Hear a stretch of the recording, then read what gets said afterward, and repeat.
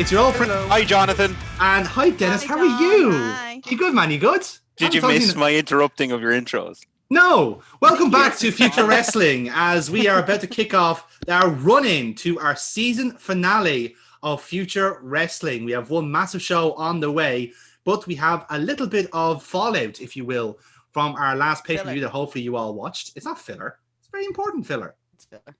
It's not filler. Hear you. It's filler. Way to promo the show, Amy. Honestly, man, Jesus. Just a lack of commitment from these That's all I'm doing on this show. Fucking no, she just wants you to know she was there, that's it. Oh, I know she's fucking there. It's hard to avoid her. Anyway, so as always, let's introduce our roster for tonight. So on my left is the man that is Alan Morph, Casey. Unfortunately, if you pardon the pun here, you came up a bit short in the tag team title match against the Rose family. How do you feel about it? Devastated, man. Like, you say I came up short. Look what I'm up against, a fucking giant. A very smug giant at that, which obviously adds 3 more to his kayfabe height. But we all know Damien Garrick did most of the heavy lifting, so... fuck you! Danger. Motherfucker! This was meant to be done, Casey! We'll see what happens tonight anyway. But yes, and Alan Morph somehow disappeared and then reappeared at the end of the night, which we'll talk about in a minute.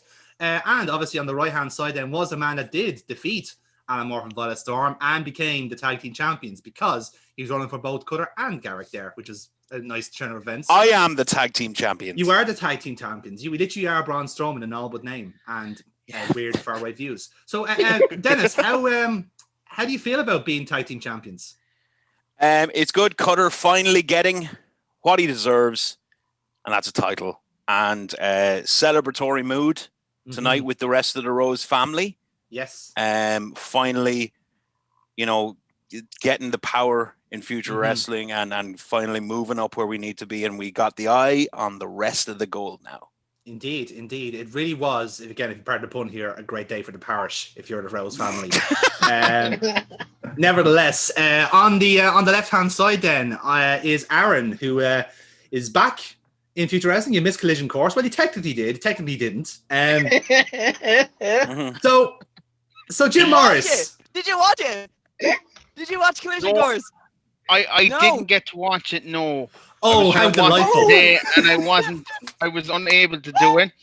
What happened at Collision Course? My plan tonight is to just do the Donald Trump road and deny everything happened. And It's all fake news. It's all fake news. Oh, do you know what, mate? Just for your own sanity, that's probably for the best. Yeah, actually. It's funny enough, I'm actually doing a recap of the pay-per-view to start off, so you will find out eventually what happens. So yeah, great. Even better. Nevertheless, in the center screen tonight, he's just going to be in the back. La la la la la la la. Fake news. Never happened. Antifa. Okay. Antifa. Anyway, so in the center screen tonight is Mr. James Rage, who won the Asylum Pit match last time out, but it didn't really turn out as victorious as you wanted to, did you? I'd say I was pretty damn successful in the Asylum Gauntlet, but we'll address it all a little bit later. It didn't quite go according to plan. No, it did not, and I made sure it didn't. How delightfully devilish. Indeed. And on the right-hand side was Amy, who was in the main event last time out, but again, I don't want to talk about it. I do not want to talk about it. I don't want to talk about it. Okay. You get emotional already, yeah? How you lost the title, your one and only title match against Silver Fox, who then turned heel and signed with Rob Midas. You should play Jared's got that there. You should play the sad piano music from the end of the Incredible Hulk. Incredible Hulk, yeah. Just it's gonna be me walking, with trying to hitchhike out even. Yeah. Yeah. So do you know what? It was a good match. I should have used all my momentum. Why didn't I use all my momentum? Why? I'm over it. It's fine. 2 words: bottle job. So it fucking was a bottle job. I'm raging. What did you say to me a couple of weeks ago? Woulda, shoulda, coulda. After what I used on my one against I James? can't wait Yes, until James? I cannot wait until you hear what happened in your match. I fucking cannot wait. Cut the sexual tension with a knife, lads. Yes. I have a fucking very wait. solid plan to not listen to it, and that's simply by going. But you know what makes even it doesn't make a difference. Doesn't It's make a difference. fucking We're going to fun keep anyway. mentioning it during your match as well, Yeah. man. It's going to be great. Yeah. In fact, It's we have gonna actually literally continuously engineered it so you will not hear the end of this. You physically cannot hear the end of this. Brilliant. Yes. So on the bottom Great. left is our reigning and indeed defending future world champion Silver Fox. So, He's come back. Foxy, you treacherous snake, how's it feel to be a prick? Fuck you, Foxy. Might seem like a weighted question, but I am seriously asking. Amazing. The biggest heel on the show. I tell you, lads, honestly, like he gets Oh, one. you haven't seen anything yet. Snake Fox, my favorite Metal Gear villain. Yeah. So yes, in the conclusion to the main event last week, Foxy aligned with Rob Midas and fulfilled the prophecy. Oh as it man, were. I'm so pissed off Jerry's night. God damn it. Ah, yes, we'll be reserving judgment on that for when he's here next time. But yeah, that was quite a revelation. It was very much. We'll hear more about that at the start and the end of the show. Down the bottom then for them to is have the live sex celebration where he called it the Midas touch this week.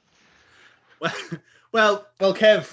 Unfortunately, we can't broadcast that at the time slot we have, but it is available on our on-demand service at To futurewrestling.vividshare.com. be fair, there are an OnlyFans.com/future awful lot of wrestling. similarities between Silver Fox and Lita.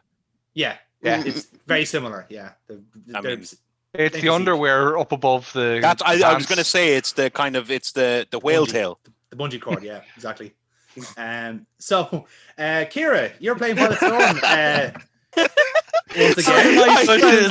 segue there. Seamless transition there. I know. I'm just trying to get the show on the road, but yes, as we mentioned earlier, unsuccessful in acquiring the tag team titles, and Animorph just vanished on you as well, which is a bit of a surprise, wasn't it?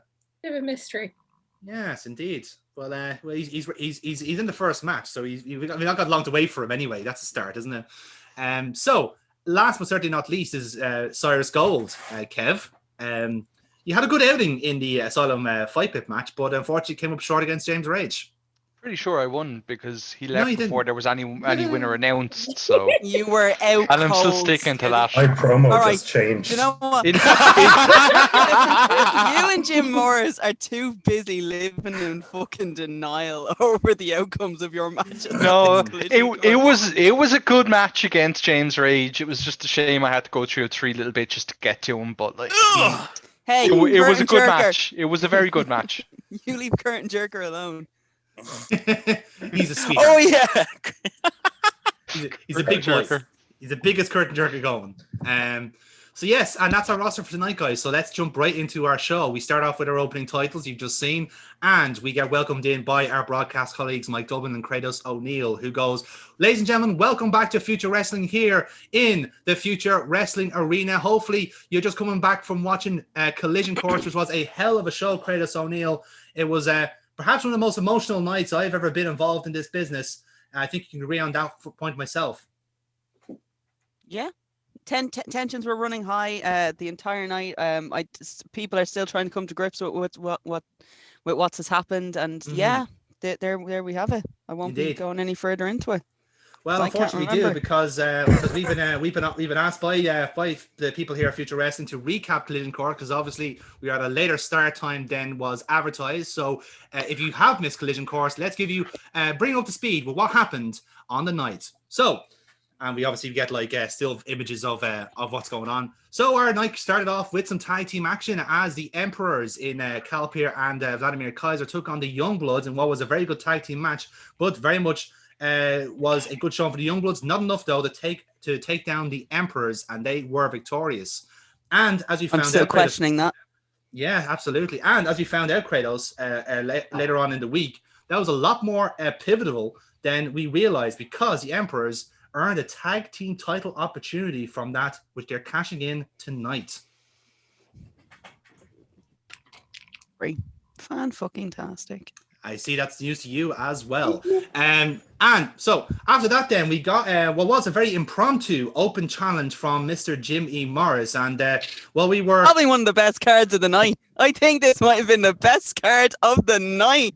Well, as you can see, folks, if you are watching this as well, your eyes are not deceiving you. That open challenge was indeed answered by my broadcast colleague, Kratos O'Neill.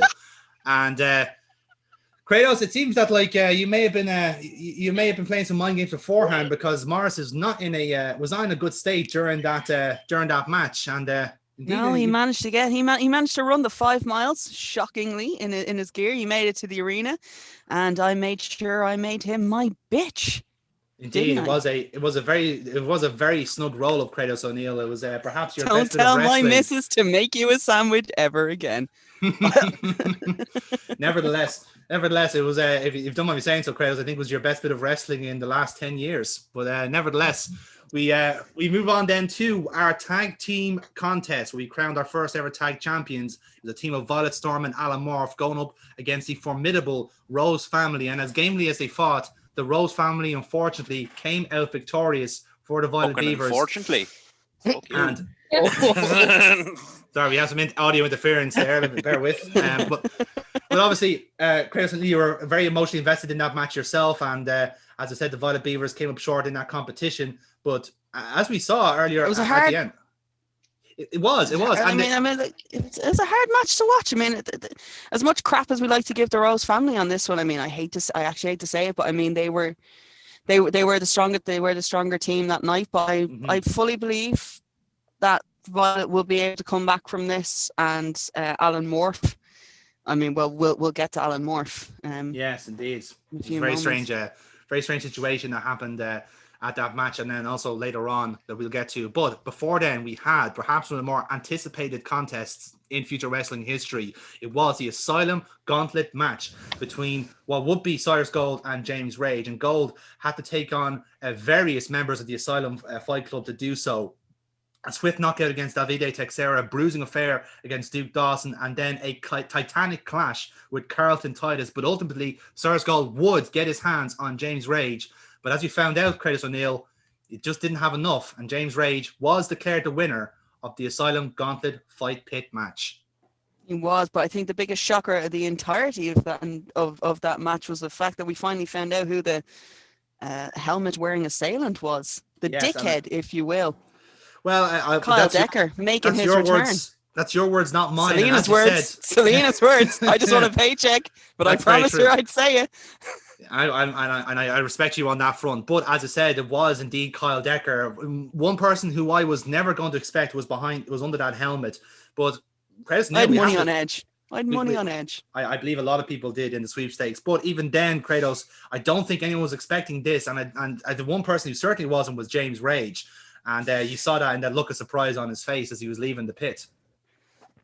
Definitely. It'll be interesting to see now what's going to happen with this one, because as I said, we haven't actually had a chance to speak to Kyle Dekker regarding this. He hasn't made himself available to anyone, so I'm curious to see as to where this is actually going to go. Yeah, absolutely. As I said, he is still the general manager of the show, even though the Asylum have been rather running it as of late. But again, nothing from our general manager as of late. Hopefully we'll get some developments during tonight's show. And we continue on then to our main event of the evening, which was for the future World Wrestling Championship match, and it was between Silver Fox and Celina, first time affair, and it was very much a match you'd expect from two athletes at the top of their game, bringing absolutely everything to the table. But shockingly, it was Silver Fox that would come out on top, Kratos O'Neill, and I'm sure you have feelings on that matter that we'll get to. But the critical point there was, it was because potentially of the guidance of Rob Midas that Silver Fox was the victorious party in that match. Yeah, I mean, looking back at it now, it just goes to show that Silver Fox knew he wasn't going to be able to beat Celina by himself, so he brought backup in, which, I mean, I probably would have done the same on this one. I mean, can't get the job done, get someone else to do it for you. Well, again, that's your words, not mine, Kratos O'Neill. But But like I said, it was a shocking event, and Midas was watching the match all night, as it were, and made his decision right at the end when perhaps Celina was at her lowest point as well, which she had given everything, and Fox very much hit her at a critical juncture. But as you said, they did both leave the arena together, and again, a very curious scene here as the roster was trying to confront Silver Fox about it. They just stormed out and struck down Alan Morph, who was it was a one person to stand out from the crowd, which I thought was very bad sportsmanship on their part. What a dick. I don't think you're allowed to say it, but yes, I know what you mean on that front. Fucking dick. But I think your audio's cut there, Kratos. I don't know if there's someone at play, but obviously we do have a lot to get into in this contest. But before we do start off tonight's show, I have actually, and I don't know if you've heard this, Kratos, but we have received a letter from Rob Midas, who is unfortunately not here tonight on other business. And he's just written a little bit about what happened at the main event, perhaps explaining what's been going on here. And he reads, it's a very simple letter, Kratos. He just says that to justify the reason for Silver Fox, I had to look at who had the most potential, who I felt could be converted into, and this is a key word, a winning machine. And he says that Silver Fox is the best candidate. He considered a lot of people on the roster, and he was the outstanding one. Someone, and again, crucial words here, who could be molded into what he wanted as a professional wrestler and as a brand. And again, it's quite curious, the wording there. Celina was nowhere near good enough the standard of what I wanted. She was too inconsistent. She was not able to get the job done on the night. And that is why I made my decision so late on, because I am calculated, I am decisive. And as was proven in the main event, my decision was correct. And that he just signs a Rob Midas at the end. Oh, actually, sorry, there's a PS here as well. And the reason why we walked out the way we did was to show dominance, to prove that we are the best on the roster compared to everyone else who are substandard. So very, very strong words there from Rob Midas, who's obviously not here tonight. Strong words. It's more or less translates main event action tonight. So for all I'm translating then from this letter, Mike, is that Rob looked for someone who was easy to manipulate, who didn't have a backbone, and knew he was pretty much going to be obsolete by the end of this pay-per-view. Well, like I said, that is, I suppose if you're reading between the lines, that's perhaps what you could take from that letter. I'm sure Rob Midas would say otherwise if he was here, but certainly that seems to be the inference from what I'm reading here. I don't agree with Rob Midas' actions, and I don't agree with the actions of Silver Fox. I think for what it's worth, he has been doing fantastic as future world champion since he's been here, and I don't think he's needed the guidance of Rob Midas. But again, perhaps for the longevity, perhaps for the long term, maybe he felt that was the right decision. We'll see how that goes in the coming weeks. Finally on the same page, Mike. Finally on the same page. Indeed, we are. But nevertheless, we are starting off with singles action here tonight. So let's get into it with our first match of the evening. Ding, ding, ding. Ladies and gentlemen, this next contest is scheduled for one fall. One fall. Introducing to the ring first.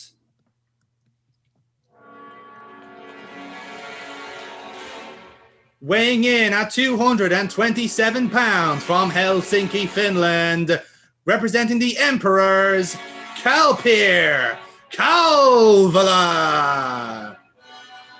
Well, we've seen this person before many times here on Future Wrestling. Kalpir, now a member of the formidable trio, the Emperors, who, as you mentioned earlier, the other two members are in tag team action tonight, potentially win the titles home. But Kratos O'Neill, a big fan of Kalpir yourself, I'm sure. This would be a very good start for the trio if he picks up a win in his open contest tonight.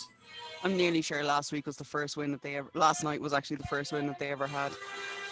Well, it was actually the first time that Kalpir had won with his team, funny enough, because it was Kazero and Kaiser beforehand. But yes, Kalpir now very much, perhaps more at home now with his new brethren. Let's see, will he come out victorious in this contest? Does anyone else see the tongue-in-cheek around the Emperors as well? You've got Kalpir, Kazero, and Kaiser. You've got KKK. Yeah.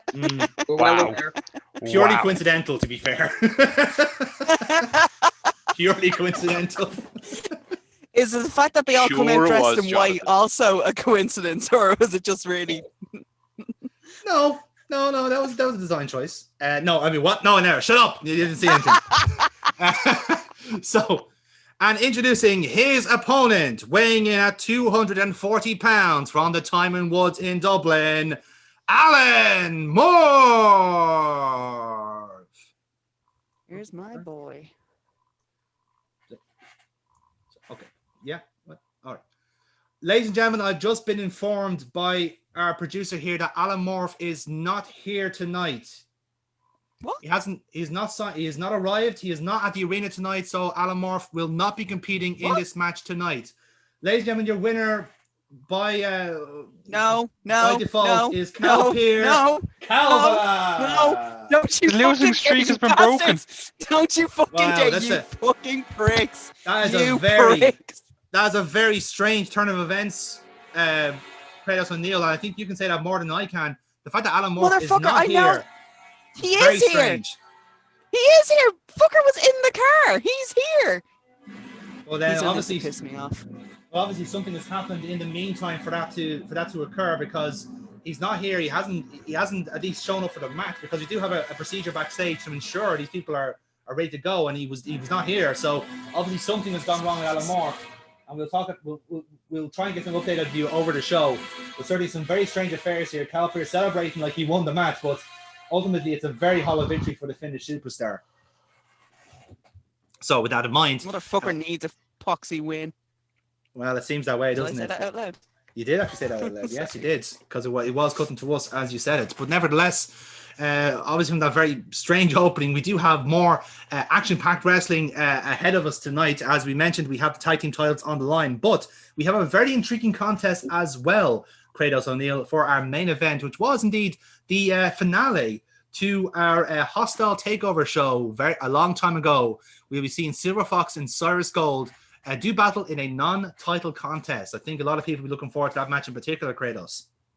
Would have been better if it was a title contest, but it just goes to show we don't actually have a fighting champion now, do we? Unfortunately, yes. I do understand Rob Midas insisted it was non-title.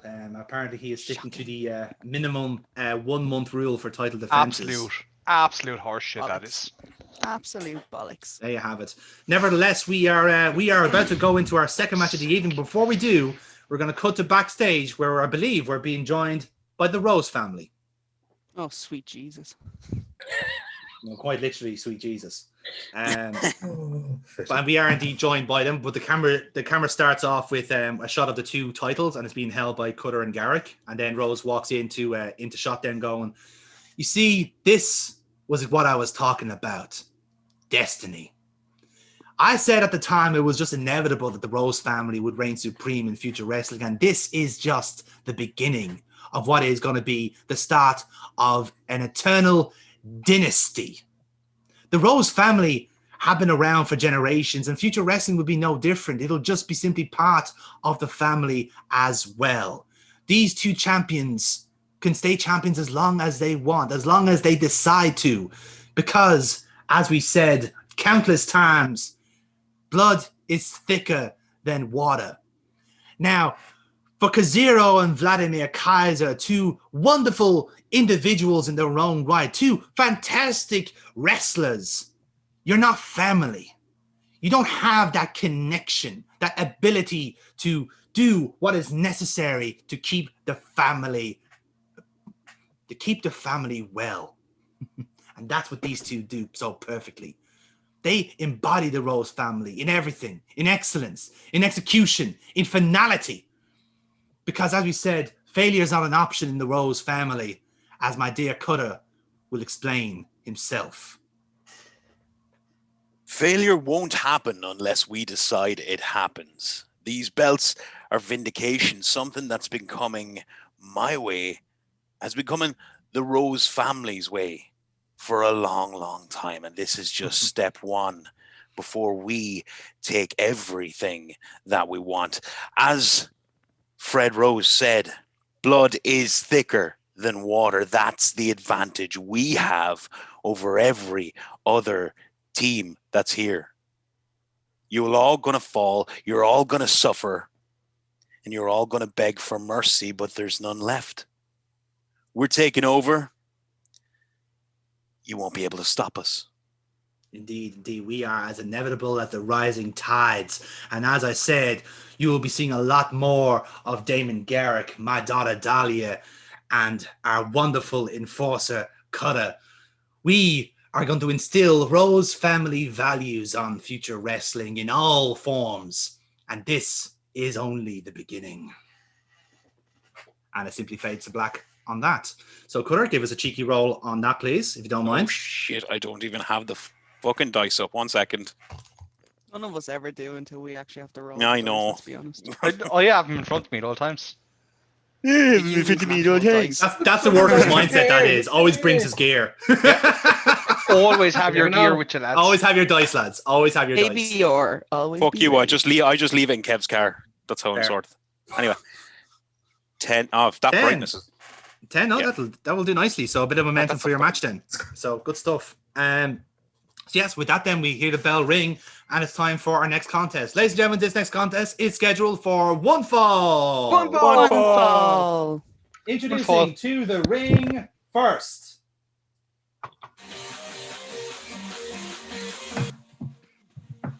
Weighing in at 186 pounds, Violet Storm.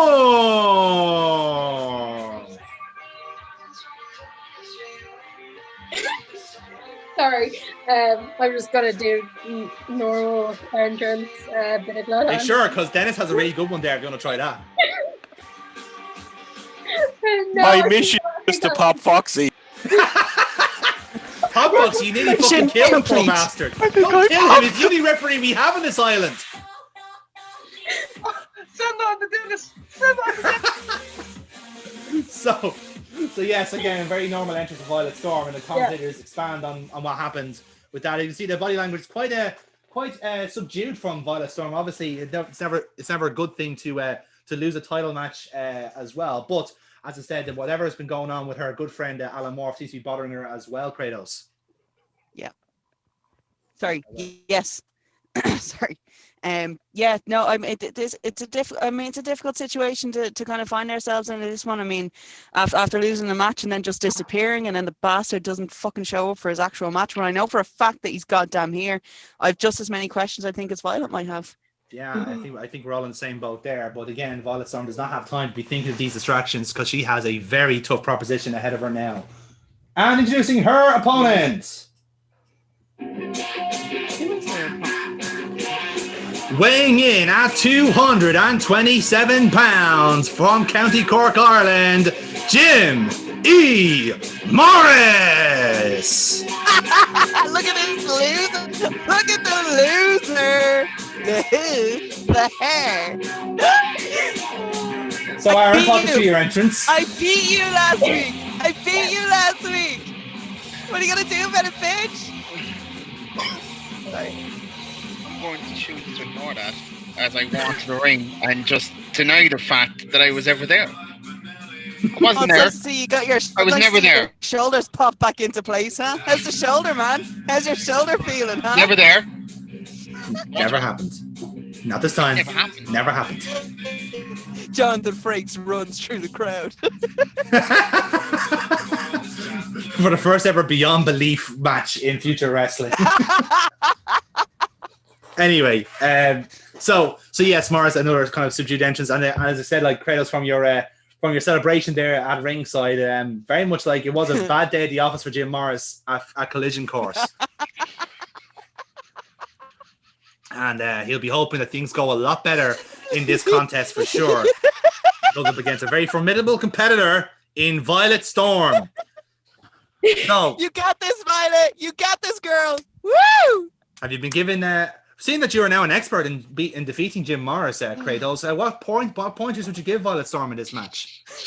There, let's call a spade a spade. That was a fucking fluke. It was as if a roll in the dice. Let's be honest. Again, your words, not mine, Kratos. I will take your word for it in that case. But nevertheless, let's get this match underway. Officially our first contest of the evening. So, guys, give us an opening roll. Highly professional there. 11 and a 5. Okay, so Morris is absolutely starting this one. So talk us through, Aaron. How are you going to start this matchup? Obviously, the last pay-per-view hasn't gotten to me as I pop her right in the nose with a closed fist and just start wailing on her at the bottom of the ring. Obviously, I'm okay from the pay-per-view. Obviously. Totally It's fine, not yes. gotten to me at all. It's been a grand couple of weeks. It's fine. Yes, absolutely. Okay. It's a real roll, though, James. That's a -2. So let's see how this works out.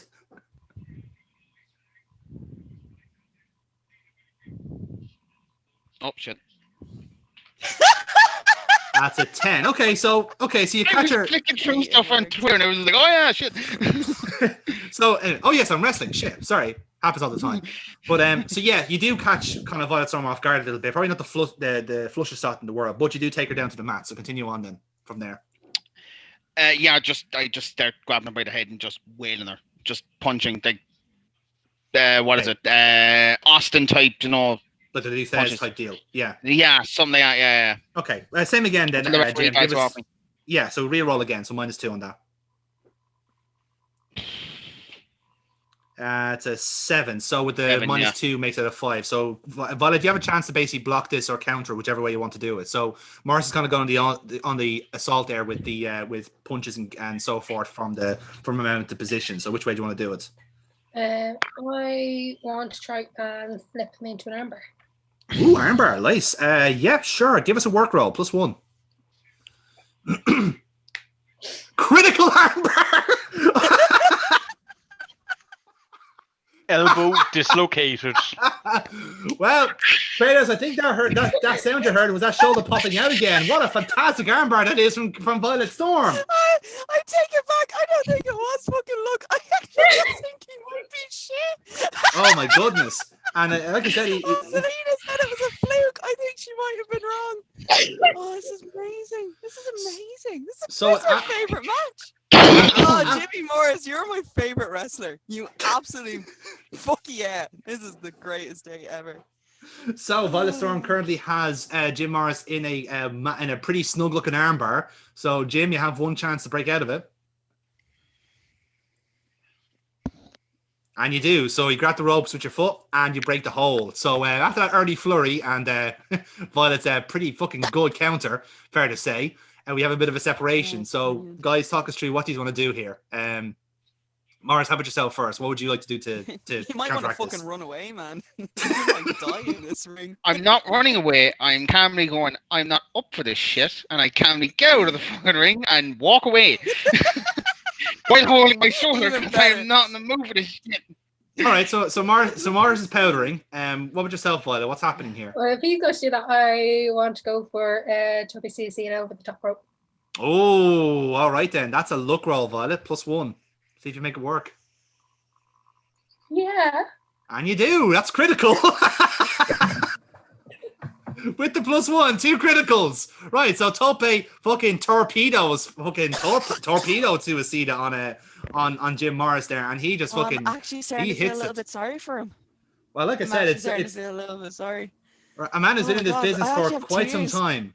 It's been a bad time for Jim Morris, and he's been hit quite snugly from that tope. Let's see what happens here. So, so Violet, you have control here. What's happening next? To watch this match back. I'm going to roll him into the ring. Go for Gale Force and pin. Well, to be fair, you've got the rolls for it, so go for it. Yeah. Right. So you're going to roll him in. Go for the Gale Force. Give us a straight roll for the finish. It's an 8. Okay, so you're going to hit the Gale Force. You're going to hit it. Again, not the snuggest one in the world. Perhaps you hit him on the side or whatever it is. So Mara, and obviously you're going to go for the pin. So Aaron, give us a roll. Let's see if you kick out. 1, 2, kick out. Well before 3.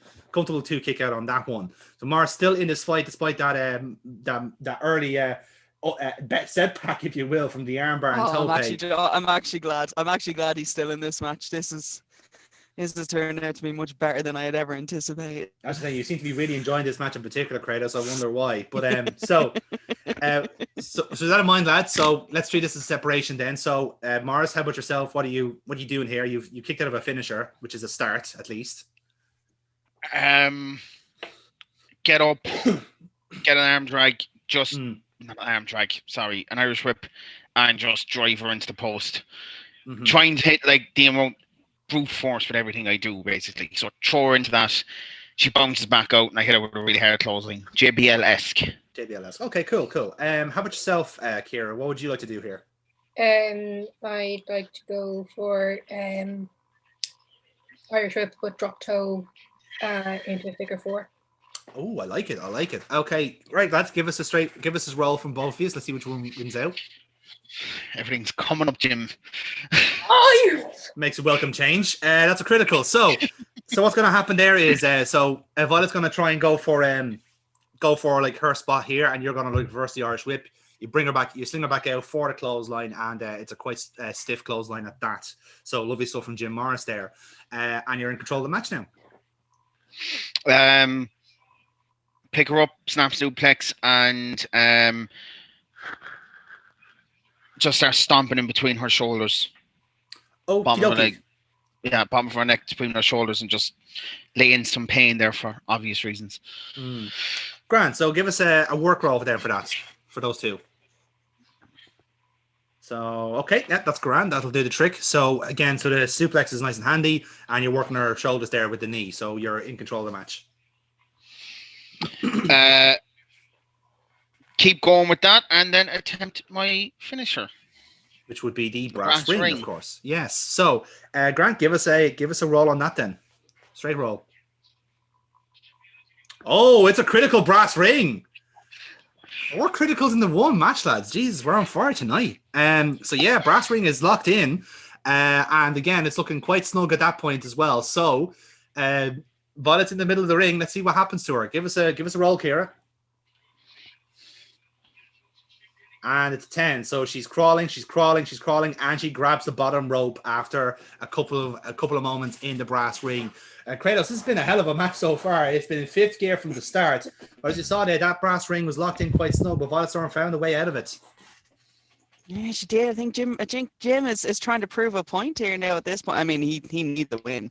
Let's not lie here. The man really needs a fucking win. And you can kind of see it in the way he's competing as well. A lot of aggression, a lot of energy. Pulling at the stops. Yeah, pulling out the shoulder at the same time. Definitely. So separation spot. Oh, that's catty, mate, even for you. That's a high five from the 2 commentators. So separation spot again, lads. Let's see who wins out on this. So, Kira, what would you like to do here? I want to go for. Let's go for a bulldog and then a lion salt. Bulldog lion salt. Ooh, okay. I see where they're going with there. And Jim, how about yourself here? To get out of it, I start getting a little bit too frustrated because I want this to end, and I grab a weapon from under the ring. Ooh, okay. Interesting. Right, give us both a roll on that. Let's see what happens. That's a 6, and that's a 10. All right, so Violet's gonna be still on the mat here. Morris getting annoyed, and he rolls out the ring and picks up a weapon. Talk us through what's going on. I get a steel chair. I slide back into the ring. Ref's trying to stop me, but I push him away, and I'm just sick of it, so I whale her in the head. Right. Force. Proper angry one while I start afterwards when she's done, I start screaming at Kratos. This is your fault or something. Fair enough. Okay. You have 4 momentum. Do you want to spend it on this one, or which way do you want to do it? Yeah. Okay, so it's a +4 on the chair shot. Let's be fair, it's gonna be a very protected headshot, by the way. It's just we'll use camera angles to make it look good. Whatever. Like, come on, people, we're sensible people. We do risk assessments here at Future Wrestling. do a SmackDown late 90s, early 2000s and cut away to the crowd and then be like, oh, what's that now? Oh my God, he hit her in the head. No. Hold on, guys. Aaron said doo-doo. He did say doo-doo. That means I take away all your momentum, your roll doesn't count, and you lose by disqualification. As I'm joking, obviously. Yes, give us a roll then, +4 on the chair shot. And that will do it. So critical chair shot, it's a disqualification, and the commentator goes, or the ring announcer goes, ladies and gentlemen, your winner by disqualification, Violet Storm. Morris, you have the floor here. What's happening? I hit her a couple more times in the back, throw the chair on the floor, and walk away as I stare at Kratos. Like, interesting. You caused something, like in such a way, like I'm instead of saying is like you caused this, we're actually like which is Yeah, more to come type thing. This is your fault type deal. Grant, so the way we did a spot like this beforehand. So what we're going to do is you're going to give us a straight roll for like one chair shot. We'll see how many chair shots you can chain out before you get separated, and just we'll see how that works for your audience and stuff. So give us a roll on that. So okay, so you get one chair shot in, so it's fairly soft. You're still going. So these are all just at the back here. So and a 6. Okay, so you try and go for the second one. So you're kind of like trying to wind it up, and then at this point, people come out and break things up a bit. So it's only the one chair shot to the back while it's your Grant. You're okay. But Morris is a very angry man here at Kratos O'Neill. I can hazard one guess why, but my goodness, that was a fairly violent encounter there between these two individuals.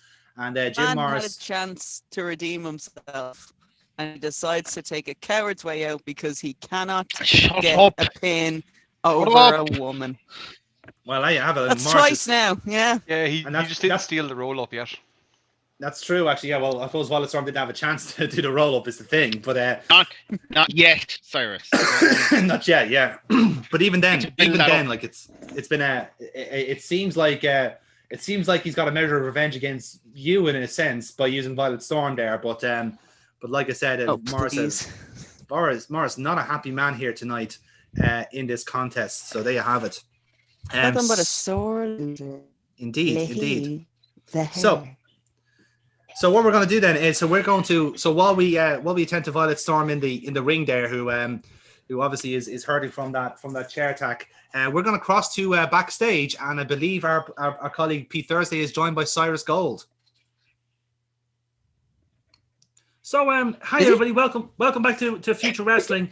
I'm joined today by Cyrus Gold, who if you want to just so there he is. So Cyrus, obviously you had quite a busy night at Collision Course. You took on 4 individuals and defeated 3 of them.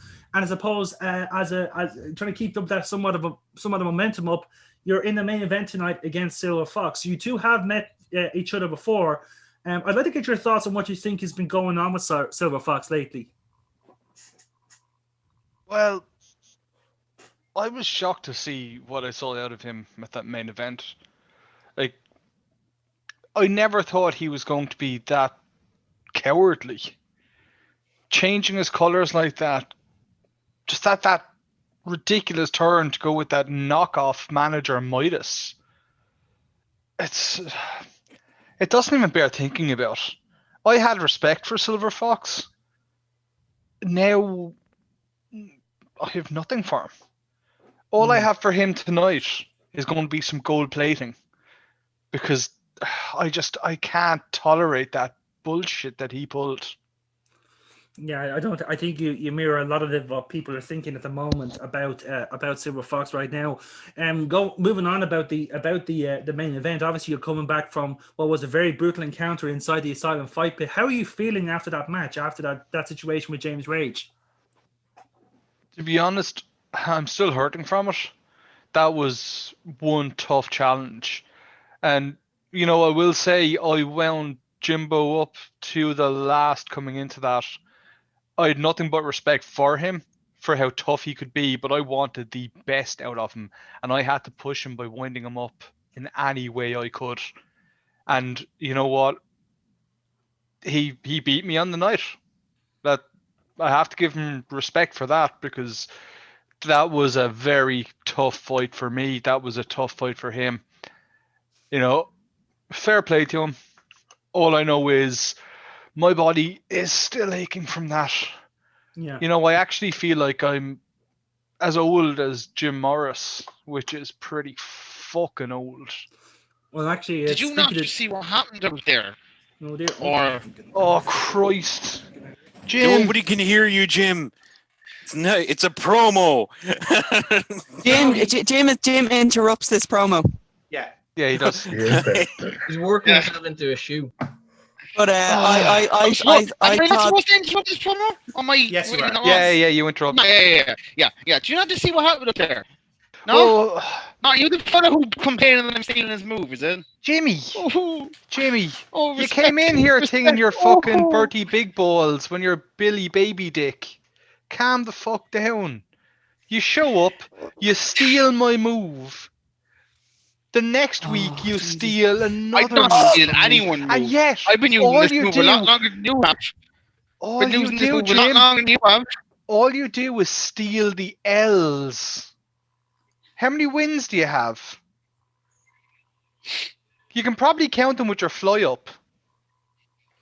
Even with your fly down, half a win is probably the best you'll get. What just happened out there with that steel chair is going to happen to you soon. I can trust you. Promise me on that one. Promise me on that one. You'll be in the same position that she was very, very, very soon. James Rage might have been a tough careful. opponent for you. Sounds like he wants to get you on your back. Jimmy, Kratos is now turned the off his only way microphone. that's going to happen is if you steal a chair from someone. You can't do anything except steal shit. You talk a big game, but you're an old geriatric fart. Well, what? Do you know? Simple as this, then, right? You think I steal everything? That's fine. That's fine. I'll show you over the next couple of weeks before I finally do get you in the ring that I can be just as innovative and I can be just as new and fresh as everybody else in this company. What do you want? Do you want to have your grampers on a pole match? Guys, we're gonna leave it there. We're gonna leave it there. We're getting some people coming in here. Look, back to you guys in the ring because this is starting to get very tense in here. Thanks, Thirsty Thursday. Oh fuck! I nearly fucking died. Jesus Christ! That was the toughest of banter, lads. Fucking hell, lads! When I said grappers on a pole match, all I could see was just all words gone. Like I was so fucking glad I had myself muted. I would have ruined that fucking promo. Fucking hell!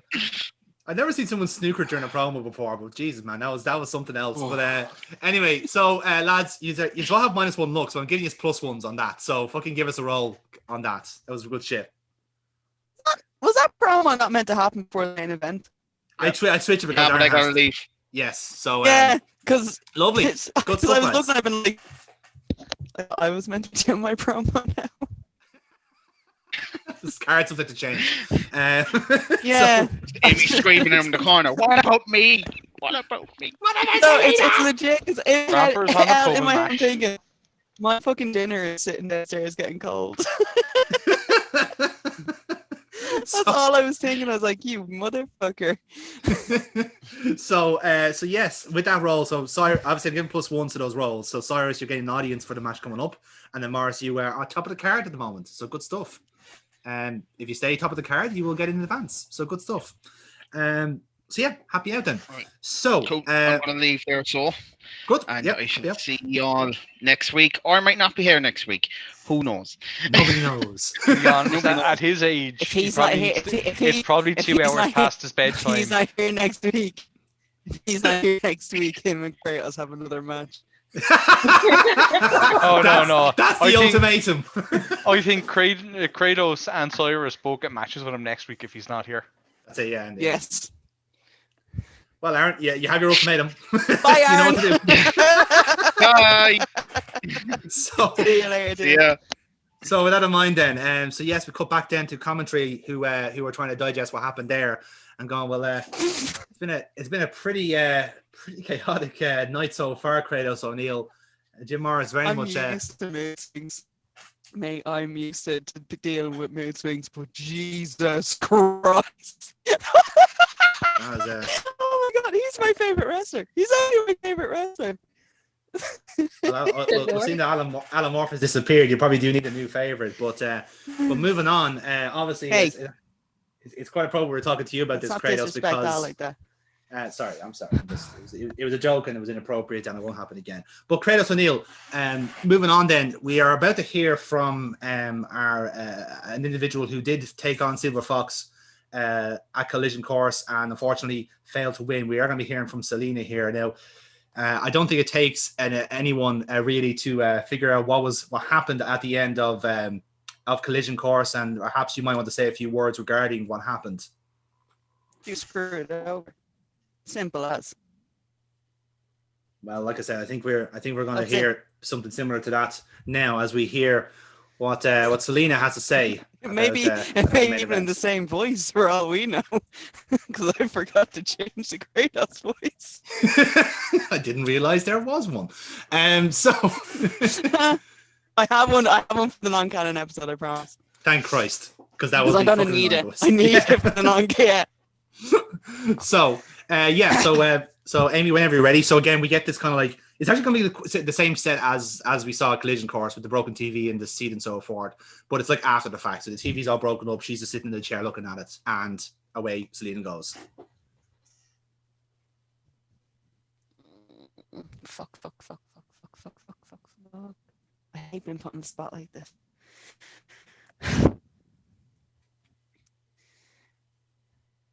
Everything that I had, I put into that match. Everything was my career was leading up to that moment to prove to everyone I deserved to be here, that I wasn't just a flash in the pan, that I wasn't just one hit wonder. And then nothing. I gave everything I had. I left everything in the ring. It's gotten to a point now where I'm never going to reach that. I'm never going to reach the top of this. And whatever I've been promised is just constantly going to be ripped out of my hand. No matter how hard I work for it, no matter what I do, it's never going to be there. So what's the point?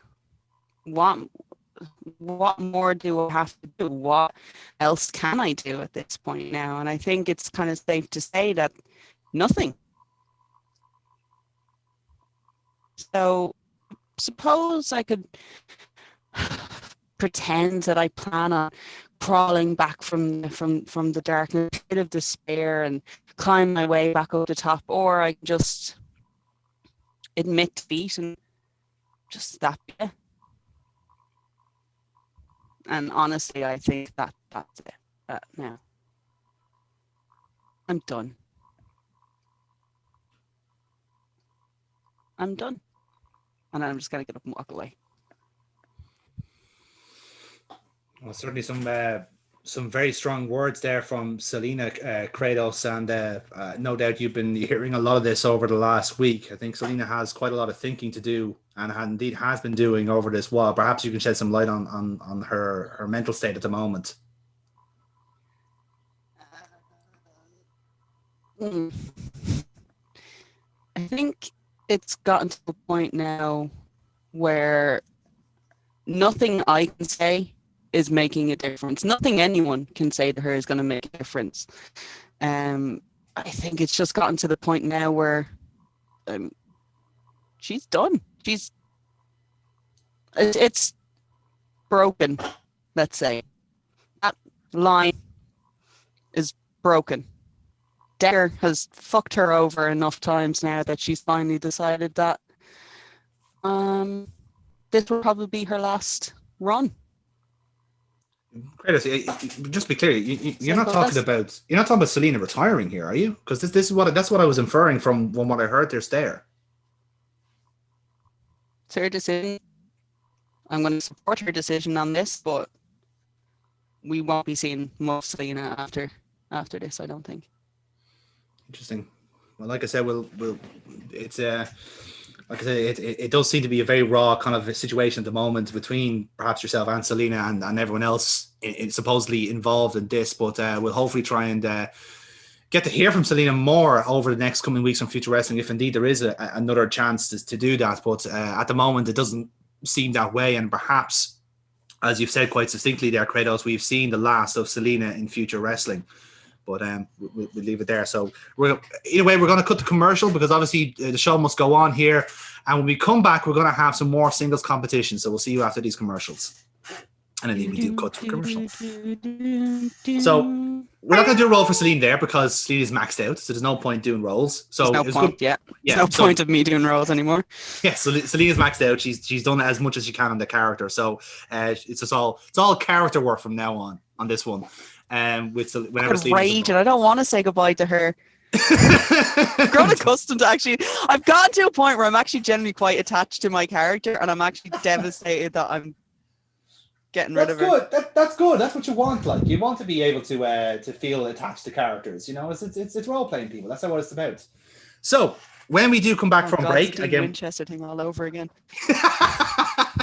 So when we do come back from the break, then we do get a little teaser about the Last Stand show, which is the big main event, the big pay-per-view coming up in the supposed outdoor arena. So there's a lot of build up to it, and it's 5 weeks away. We see our date and all, and everyone's getting very, very excited about it. So when we come back from the break, then we do see an individual in the ring, and we have theme music playing. Mike Dolan references back. Welcome back, folks, to Future Wrestling, and you join us here as we're just about to start off some more singles competition. And although this is not the match we were advertised, it looks like Captain Jack Freedom is out here, and he has a microphone in his hand. This always goes well when this man is talking, so let's see how much of his foot he gets in his mouth this time. Oh, sweet Jesus. Guys, look, I know, a lot of things, stop booing, please. Stop booing, right? I got this, right? There's a reason I'm here, okay? Biden. Right? I'm here because of the green card. I got it back again. Yeah? Dude, it's fine. He's a centralist. What are you booing? Centralist! Oh, you fucking asshole! Yankee bastard. Fucking hell. Deport. Okay. Listen, look. Okay, I know we keep getting on the wrong foot every single time, but you have to understand, I'm American. This is how we do it over here. You know, I do the spring break and you do the lockdown. That's what you guys do over here. We have no oil. Go away. You have love it over there. Dick, piss off. Look, so I'm back over here. I'm spreading my love to Future Wrestling. I am here because I want to show how good of a wrestler I am. I'm here because I want to show I'm the best wrestler in the world. So this, and I know this has gone well, Kratos O'Neill, I'm bringing out an open challenge, the Captain Jack Freedom of America Open Challenge. And I'm issuing it to anybody out there in the back. Not you, Kratos. Not you. Sit down. Doesn't count. Hold on. I knew just Kratos is just going to take off his headset. He's just going to walk to the back. Because I need to pee. So, with that, anyone out in the back, I am challenging anybody to go out here. If you think you can take on the Captain of Freedom, Jack Freedom, come on down and let's see how you can do. And if he does it, he gets hyped up. He starts flexing and stuff like that. And we hear this music and everyone just goes, oh shit. So the face drops and Mike Dolan goes, oh dear. I think given the choice, I think Kratos was the better option there. But answering the call of freedom, if you will, is James Rage. And I do not envy Jack Freedom any way bit here because he is going to live up to his name right now. So I come out on the stage carrying a microphone. Mm-hmm. I look as if I'm about to start getting into it, but I just continue to the ring. All right. I get in the ring. I walk up to him, and I say nothing because I crease him with the microphone. Free roll. Continue on. Sweet. Ding, ding, ding.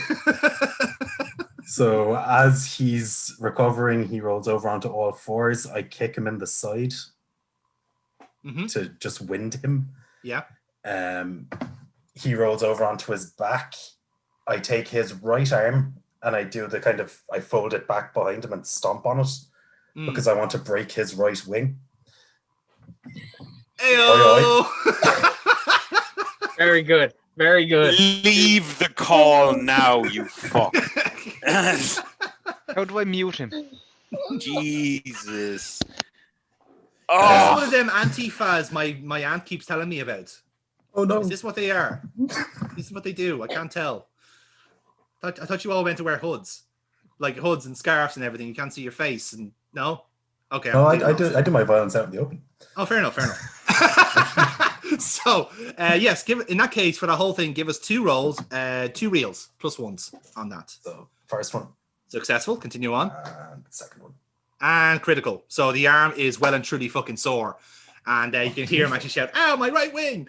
And you continue on that point then. Sweet. So as he's flailing, like he's lying down holding the arm, I back up, I charge over, and I do a double knee drop to his ribs. Mm-hmm. So like a meteora, but lower. Oh, I like it. And from that, I'm just going to lock in the guillotine. Very good, very good. Give us a Use real whatever roll. Momentum has been. Absolutely. So real roll first for the midsection meteora. And yep, that's grand. And then now this is your +4 on the finisher. Cute. And that will do it. So critical on that as well. So the the guillotine is in, and he taps out straight away. There's no denying that. And the bell rings quite comprehensively. Ladies and gentlemen, your winner, James Rage. Okay. So I pick up the microphone that had been dropped, and I finally say my bit. Integrity. In a word, that is everything that is missing from this company. From every wrestler who wants to flip-flop over the fence. From everyone who wants to talk me down to increase their own relevance. Whether that be managers who are playing both sides so they always come out on top. Whether that be a 20-year veteran who has somehow never learned a goddamn thing. Or whether that be the actual admin staff of this company. I have been called Jimbo, sick burn by the way. I have been called a coward. I have been called a mark for myself. And none of it matters. Because none of your opinions mean anything to James Rage. But where he draws the line is at collision course. Because you see, it was a collision course that I took care of business. It was a collision course that I knocked out Cyrus Gold for everything that Cyrus Gold had said about and to me. I hit him square in the jaw so hard that he woke up 4 minutes later thinking he won the damn match. Now, in the interim of that, the lights went out and the mysterious figure in his coat and helmet showed up. And lo and behold, it was Kyle Dekker. Now, Kyle, I have it on very good authority that you don't even own a bike. So why the fuck were you wearing a helmet? You see, that's all you are, is smoke and mirrors. But what you also are is negligent. You see, it takes about 90 seconds of unconsciousness for actual long-term brain damage to take effect. Now, after that match, after what I saw, Cyrus Gold was in no condition to be standing up. He was in no condition. He needed medical attention. So me being the kind-hearted Samaritan that I was, I took 3 of my first aid trained asylum students and I sent them back into the cage to see to Cyrus Gold. And what did they get? They got assaulted by the man who is supposed to be the general manager of this company. You are not fit for purpose, Kyle. You shouldn't have come back. Now, you see, by my count, we are about 5 weeks away from last stand. So, Kyle, I would like to make it official.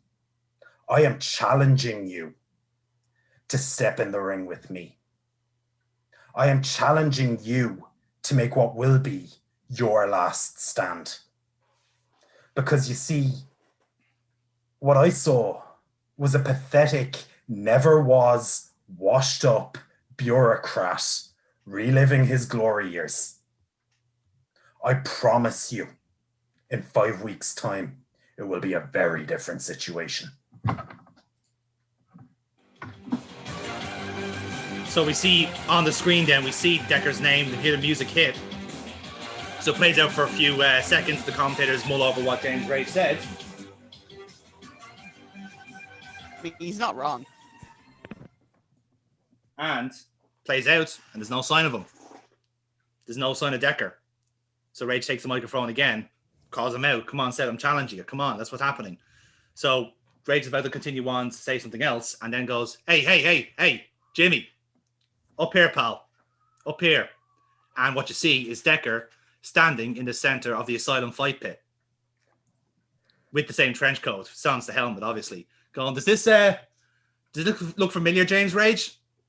Does this all look kind of the same as what it was last week when I made your boys look like complete fucking idiots? Here's the thing. There's a very old tenet in this business. You might not understand it because you're green as ball sacks. This is it. You do not cross the boss. And you made that mistake a few weeks ago. Now, you might have thought that I'm a broken man and so forth about this. Well, that was your second mistake. You underestimated me. And there's one thing that you learn in this business, you do not underestimate Kyle Dekker, because he makes a fool out of everybody. I was never the quickest. I was never the most powerful, but I was the smartest. I made the right calls. I looked after myself, and I learned this business back and forth like in the back of my hand. And for your little open challenge, I'm not even going to answer it because you're not worth it. As long as I am general manager, James Rage will be nothing but lower mid-card at best. I will make sure of that. That little sniff you had at Future Wrestling World Championship, not going to happen. And you can forget about the tag team titles as well, because your Asylum boys are getting kicked out tonight. And if you don't think I'm serious about that, I have this baseball bat. This fight pit is going to have the exact same fate as your reality TV show. They're both getting cancelled. And he takes the bat to it and swipes the fucking side off the cage. You see, I like what you've done. To be fair, I like what you've done with the place, but you've got a few little problems here. Mainly that it's still fucking here. And everybody in your asylum thinks you own the place. You don't. I own this place. I run the show. I call the shots. So before you start going on another fucking soliloquy, let me tell you this, James Rage. You don't own anything in this company. You don't know anything about this business. And you have no right to call out me, of all people. So I have you have two choices here. One, you take your tail, tuck it between your legs, and you get out of my ring. Or two, I get you out of my ring. The choice is yours, Rage. This continuing? Yeah, go for it. Okay. See, Kyle, looks like we can add property damage to the list of offenses that you have carried out. You think that you actually believe that you run this place. You actually believe that you had anything to do with the creation of James Rage. You see, everything that I have got around here, I've gotten because I've taken it. I have created everything that I am. And you, sir, you show up in my cage and you have the temerity and the audacity to ask me to shake your hand. That is Jim Morris levels of theft. But I'm not going to vindicate you. I'm not going to validate you with a handshake. You see, Kyle, I know that you're there with your little baseball bat and you're damaging the cage because you are too scared to come out here and face me, because you know that the last time you did, you lost a month of your damn life. Scared. Don't make me fucking laugh, pal. Look, I'm going to roll back the tape about how you ran away from your own fight pit because I made your asylum look like complete chimps. We're not talking about scared. That looked like a pretty scared James Rage to me. Where was the rage, James? Where was the anger? Where was the frustration? You left by your own power. I didn't kick you out. You ran. You fled. You weren't even in the arena for the main event. So don't get me. Don't laugh when you say that I'm scared. I run this show and I still will.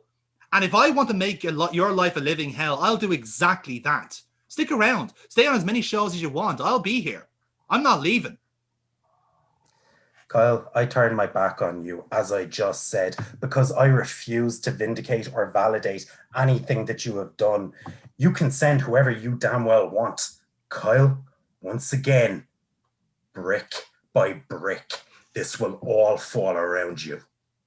Of course it will. Of course it will. Like how your reality TV show fell apart, about how your boys didn't draw a dime, about how your matches were lowest ranked on ratings. Do you want to talk about that? Is that how brick by brick we're talking about here? About how our show kicked yours out of the water? Is that what we're No, talking about my here, Rage? show kicked my show out of the water. You don't see anyone else around here getting a spin-off, do you? No, because I am the one that everyone seems to want to damn well talk about. Is that right? The Is that one right? When's the that last time you were in are a main event, pal? When's the last time you were a main event? And when's the last time you held a title? Oh, wait, you didn't. Because every time you get a chance at the title, you screw it up. I'm always the main event. I may not be on last, but you can be damn sure I am what everyone is watching. You are standing in my cage for a reason. You are not here in supposedly your arena. No, I am. I am standing in the middle of your ring. And I don't need a baseball bat to feel like a man. Feel like a man. See, this is the problem with you Asylum boys. You're all big boy macho nonsense. And you know what? You said you hit the nail on the head, you're on. You are a mark for yourself. I've seen people like you come and go in this business. There's 4 words to describe you. Flash in the pan. You have one good year, you burn out, and you go back to whatever little piss hole you came from. That's what happens to you people like you. I've seen you people walk by. This is why I don't treat you as anything as nothing more than a sideshow. Because that's all you are. I don't respect you, James Rage. I've said that from the start. I signed you because you had your potential. And I know for a fact I'm regretting that every single day. So let's face it, James Rage, you can take that open challenge and you can offer it to someone else. In fact, you should be thankful you're still here. There's nothing open about the challenge, Kyle. It is for you, and it is only for you, because I know that you are too much of a coward to accept. But that's okay, because me, I'm going to do what I do best, and I'm going to cause some hell around here until you have no choice but to accept my challenge. You say you've seen people like me come and go. The truth is, there's never been anyone like me in this company. There's never been anyone like me in this industry. And you're going to learn that the hard way. And we leave it there then. So it just cuts out from there, and the two of them just stand off from screen to screen, and we leave it there. So good stuff.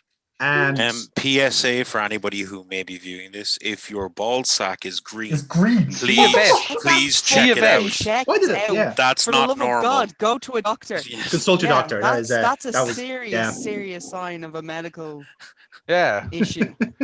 I'm missing context. I also here. love how Jonathan said that you're as green as a ball sack, which I was. Jonathan needs to see a vet. Yeah. Also, I'm James a Ray, little what the worried fuck? about Jonathan now. The fuck? I showed you respect, man. Yeah, sorry. Do you remember earlier when you said you won and I said my promo changed? Yes. Yeah. Sorry.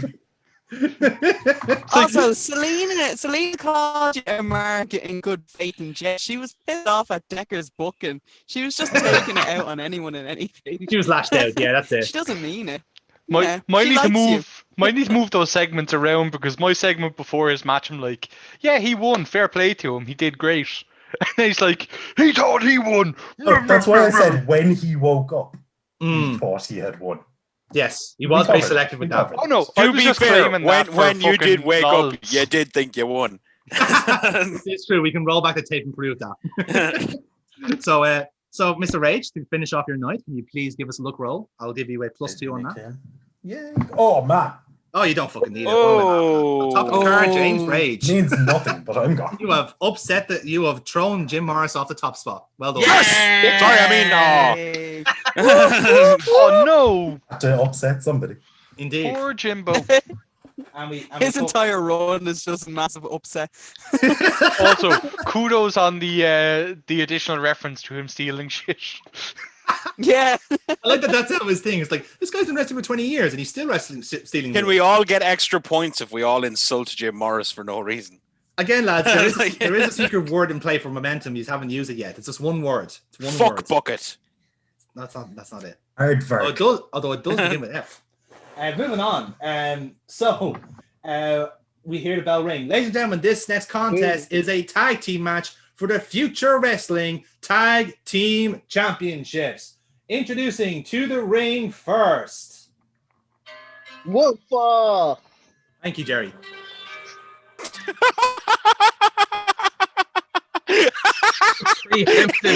Introducing to the ring first. One fall. One fall. And here comes the Here. to the ring. Cats, I'm gonna have to go now because Go for it's it. getting I ridiculous. am also. All right, going so to I'll have to talk go to you now. later. All right. Yep, work away, lads. We'll talk to you later on. See you for the Cheers. I'll non-canon. talk to you later, See you guys. for non- Bye. See you later. So yes, we hear the ring introductions. At a combined weight of 501 pounds, the team of the Dragon Slayer Kazero and Vladimir Kaiser. Well, like I said, this has been a very formidable team as of late. 2/3. We've already seen Calper Calvert in action. Well, in the manner of speaking, obviously he was there, but unfortunately his opponent was not. And as we said, it's going to be a very intriguing contest. This two very unusual, unfavored teams by this future wrestling crowd. But it is for the championship, and the Rose family faces its first challenge, and it's a very stern challenge at that. And indeed, introducing their opponents. At a combined weight of 527 pounds, been accompanied to the ring by Fred Rose and Dahlia Rose, the team of Cutter and Damon Garrick, the Rose family. As always, Fred and Dahlia lead the way out. They make their way linked arms down the ramp. Firstly, Cutter and Garrick stand at the top, the titles draped over their shoulders, do a little pose, and then continue on down. Made their way into the ring, Garrick rolls in, Cutter goes over the top rope. They each go to a corner, hold the titles up, pose again, and then go into their corner, ready for the match. And like I said, they are very very intimidating group, this family of roses, and it seems like they are hell-bent on control and domination of future wrestling. And as the man said himself, Fred, earlier on in the show, the tag titles are just the beginning, and this is supposedly their first step on domination. Let's see, can they retain it now against the fearsome competitors, the Emperors? So I will play on the Emperor's behalf. Dennis, you will do the same. You will play for Cutter and Garrick. So let's give us a roll. Let's see who starts off. Okay. Oh, yes. 11. 11. That beats my 8. So you start off. Where would you like us to go? For a nice Stick with the dinner. same. Stick with the same formula. We'll have Garrick in starting us off. Okie dokie. Sorry, who's he in against? Firstly, he's going to start off. Can I have a little? Sorry, can I have a little Kazero. background on them? Are they big? They're big. They're big guys. I'm presuming from the weight. Zero is kind of Kaiser takes up the bulk of the weight. He's the kind of like your 300-pound, like fairly tall, fairly wide type guy. Okay. Looks pretty nasty looking, and Kazero is the more I suppose the sleeker of the two. He's like you're kind of like your pure wrestler type. So, but they're both kind of brutes still. Oh yeah, they're built. Okay. They're built. Yeah. All right, so I want Garrick to go for a bit of a lockup at the start, just standard lockup, but I want his opponent to push him back so he falls on his ass. Because I want Garrick he's still green and he's underestimating these people. So I want to be pushing his ass. He looks a little bit surprised. He gets back up, and when they go for a lockup again, I want him just hit the midsection and drop him with a DDT. Drop him with a DDT. Cool. So I think what we'll do is we'll treat that as a look, first of all, for the push and shove, and then a -1 work then for the rest of that spot then. So the double roll for Garrick there. Okay. So that's 9. 9, okay. So he pushes Kazero. Okay. And now... Oh, Jesus. 3. Ooh, right. So the -1 makes it a botch. So he's going to try and wrestle Kazero, and he's going to fuck it up. So fucking Garrick. Yeah, so so Garrick's going to make a complete ham of that, and basically Kaziro's going to take advantage of it. He'll trip him up basically, and he will get him into a stretch, which is successful. So he's stretching Kazero, or he's stretching Garrick at the moment, and he's going to get him to run the ropes and hit him with a fucking snug drop kick as well. So a nice Okada-esque drop kick to the mush of Garrick, so gets him there. And another roll then gets him into the corner and tags in Kaiser. So Kaiser then at that point, so he's going to let him up with a big-ass chop on the chest. Bam! So big atomic chop on that. So Garrick's chest is fucking caved in at that rate. So then he gets tossed into the He got tossed into your corner, and Kaiser points at you. He wants you. Okay. And the advantage goes to you now.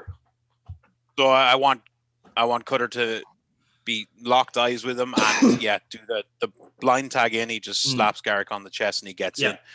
Top rope. A little bit of. Am I back in control? You are in control. Yes. No, you are totally in control. Yeah. You're gonna catch Kaiser on the blind side here. Am I? Yes, because what's gonna happen is like Kaiser's gonna throw him out and he's gonna like start like remonstrating with with Kazero. He's gonna start shit talking, and at this point, Cutter, you can rush in and take him. Okay, I want to. I want Cutter to rush in. I want him to grab him in a dragon suplex. Ooh, nice. I'll take that as a power roll. Just flick him back. Power roll, please. +2, because Kaiser's a big boy. That's 8. That's an 8. So yes, lovely stuff on that. So Dragon Suplex successful. You are in control of the match. Okay. So Dragon Suplex. I want him to feed up through the roll onto his knees. At which point I want Cutter to do kind of a running low big boot. To his face to wipe him out a little bit. Okay. And we'll go from there. That's cool. I'll take that first. Yeah, we'll straight roll on that then, if you don't mind. Okay. Well, 7. 7, that's fine. So you do hit the big boot, but he's already feeding up at that point. Okay. So he's coming back up. Is he or did the boot put him back down? No, it was like a slingshot thing. So like he took the boot down, but he's already starting to come up from it already. So it's like it was a soft hit. So boot, he's now feeding up. Cutter's a bit of a house of fire, so I want Cutter to go in nice and close. I want them to whip him off the ropes, and I want Cutter to do a big old one-handed Farouk spine buster. Ooh, power roll, please, Cutter, on that. So that's 8. That's an 8. So 10 makes that work. So big sign buster on Kaiser. And quick pin. Go for the cover off that. Yeah. All right then, and 1, 2, kick out. Jesus, I thought for a second it was actually going to fucking get it. it was a 7, so you were close on that, man. Fuck. You were close on it, but you're in control still of the match. Okay, so let's see. I want to I want to feed him back over to the corner with Garrick. I want to tag Garrick, and I want to go for a big double flapjack. So hit him off the ropes, poke him up, flapjack down. Cool. I'm going to treat that as 2 rolls. So it'll be power rolls for both of these. So 2 +2 on your side and -1 for Garrick. So just take 2 rolls there. So this will be first for Cutter and then for Garrick, who's a legal man. So that's 9. 11. So that's 11 for Cutter, and that is for Garrick. Oh, Jesus fucking Christ, Garrick. 5. Oh, he doesn't make it work. So you do the flapjack, and he's just gonna right. So the flapjack still works, but Garrick doesn't actually get involved in it. He just loses his his footing or whatever. He loses his timing basically, and he can't do it. So Garrick's not bongo. Making a bit of hames with this, but he's still a legal man here. So the flapjack is successful on your side, and Garrick just kind of just like real life. I'm Garrick in real life, isn't that right, Kev? 100% weighing the team down. Dennis, I just think you found a new ring name. Hey! So Shotgun Garrick. Shotgun Garrick. Here we go. So yes, Garrick is controlling now this match at the moment. So what's going to happen next? Okay, so he just didn't get the. Okay, so again, little showboating from Garrick. Even though he fucked up the move, he's still going to showboat because he's an idiot. Yeah. I want him to take off the ropes. I want him to go for a big old leg drop. Leg drop. School. Yes. Yeah. Give us a straight roll on that, please. Okay. All right, that's a bit better. 8. Yeah, that's fine. That will do. So leg drop successful on Kaiser. Continue on. Okay, and so yeah, I want him to drop the leg instantly, switch around. I want him to start raining down blows onto Kaiser. And if I can, I know this is going to probably be multiple rolls, but I want him to rain the punches as he puts up his hands to defend. I want him to grab it, put him into an armbar. Okay. Well, I'll treat that as 2 rolls. Straight roll for the flurry of punches and then a work roll for the armbar. So it'll be a straight roll first and a -1 after that. It's -1 for him. Okay. All right. Fuck Jesus work. 8. 8. Okay, so the flurry of punches, and now for the armbar. Oh my fucking god. 2. Oh, unsuccessful. So he's gonna go. He's gonna try and lock into it. It's not a botch, thankfully. He's just gonna get really slow with it, and like lads. To be fair, I've never seen dice rolls stay in character. That's impressive. That is impressive. What the fuck, like, yeah. Like, so anyway, so yeah, Garrick is having a stinker here. So he's like trying to get into the armbar. He gets it the wrong side, and Kaiser pushes him off, which gives Kaiser a chance to separate. Yeah. And what he does with that opportunity is a pop-up power bomb.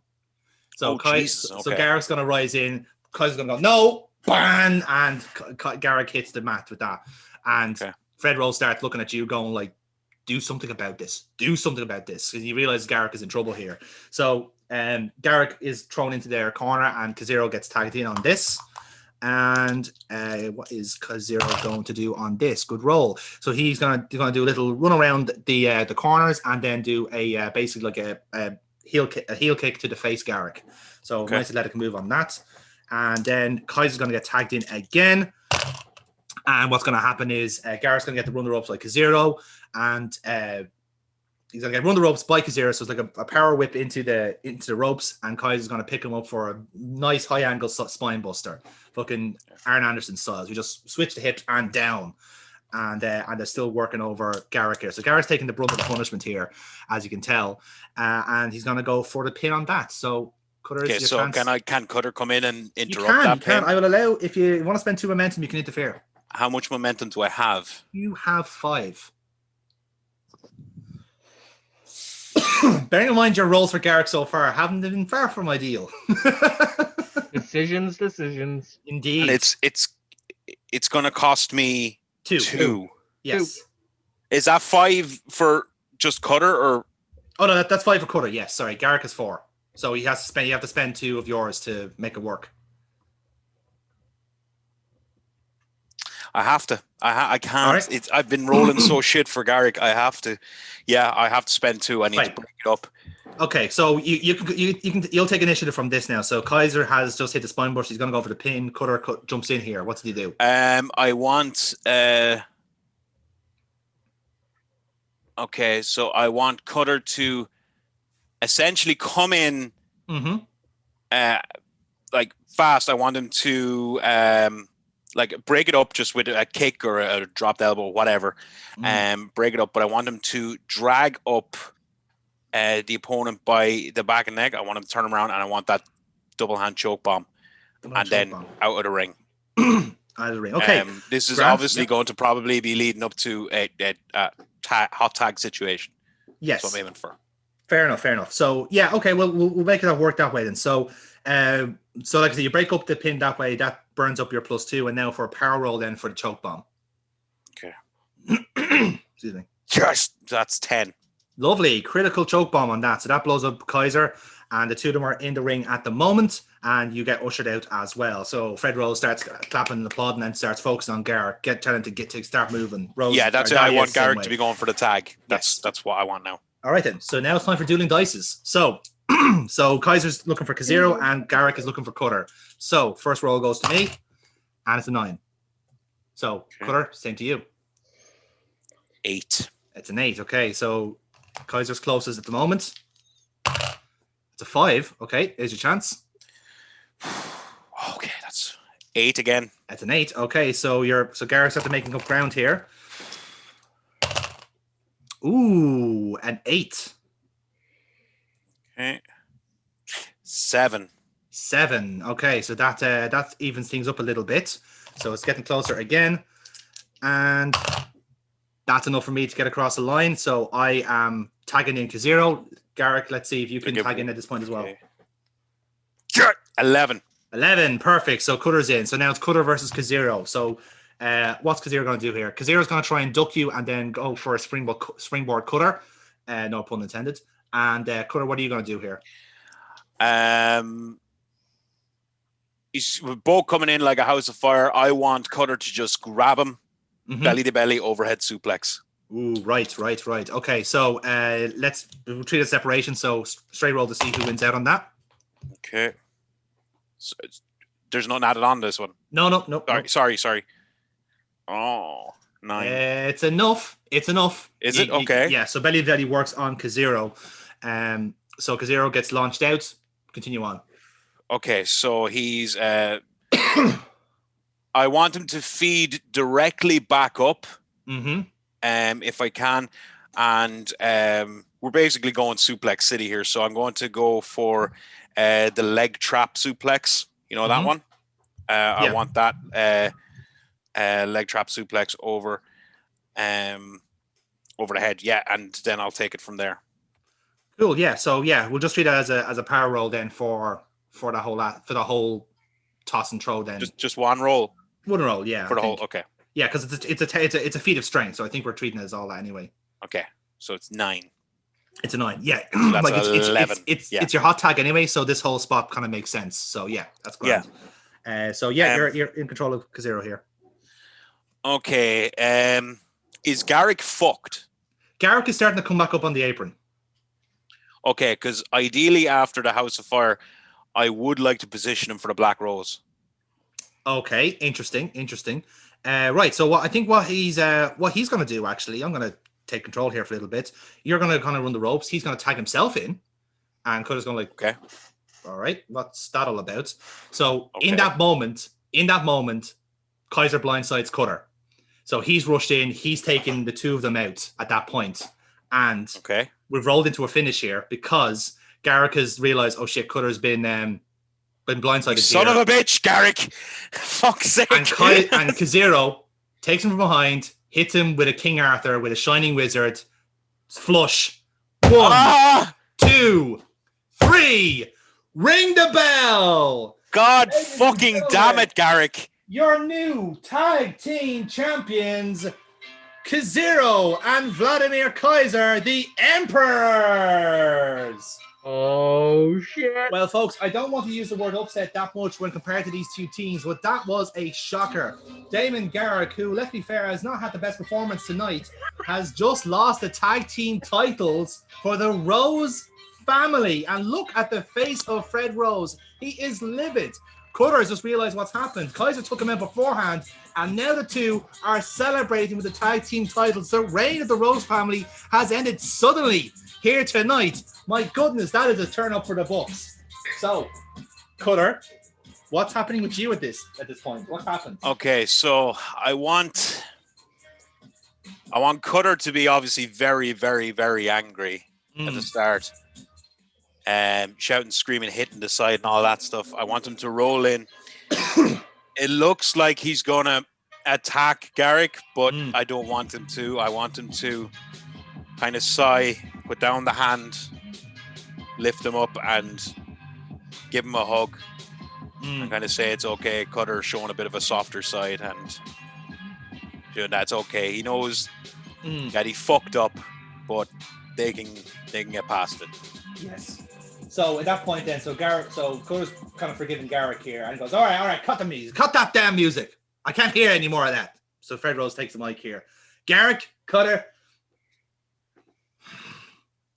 I am so angry right now. I have said there's one rule of this family was that we do not accept failure.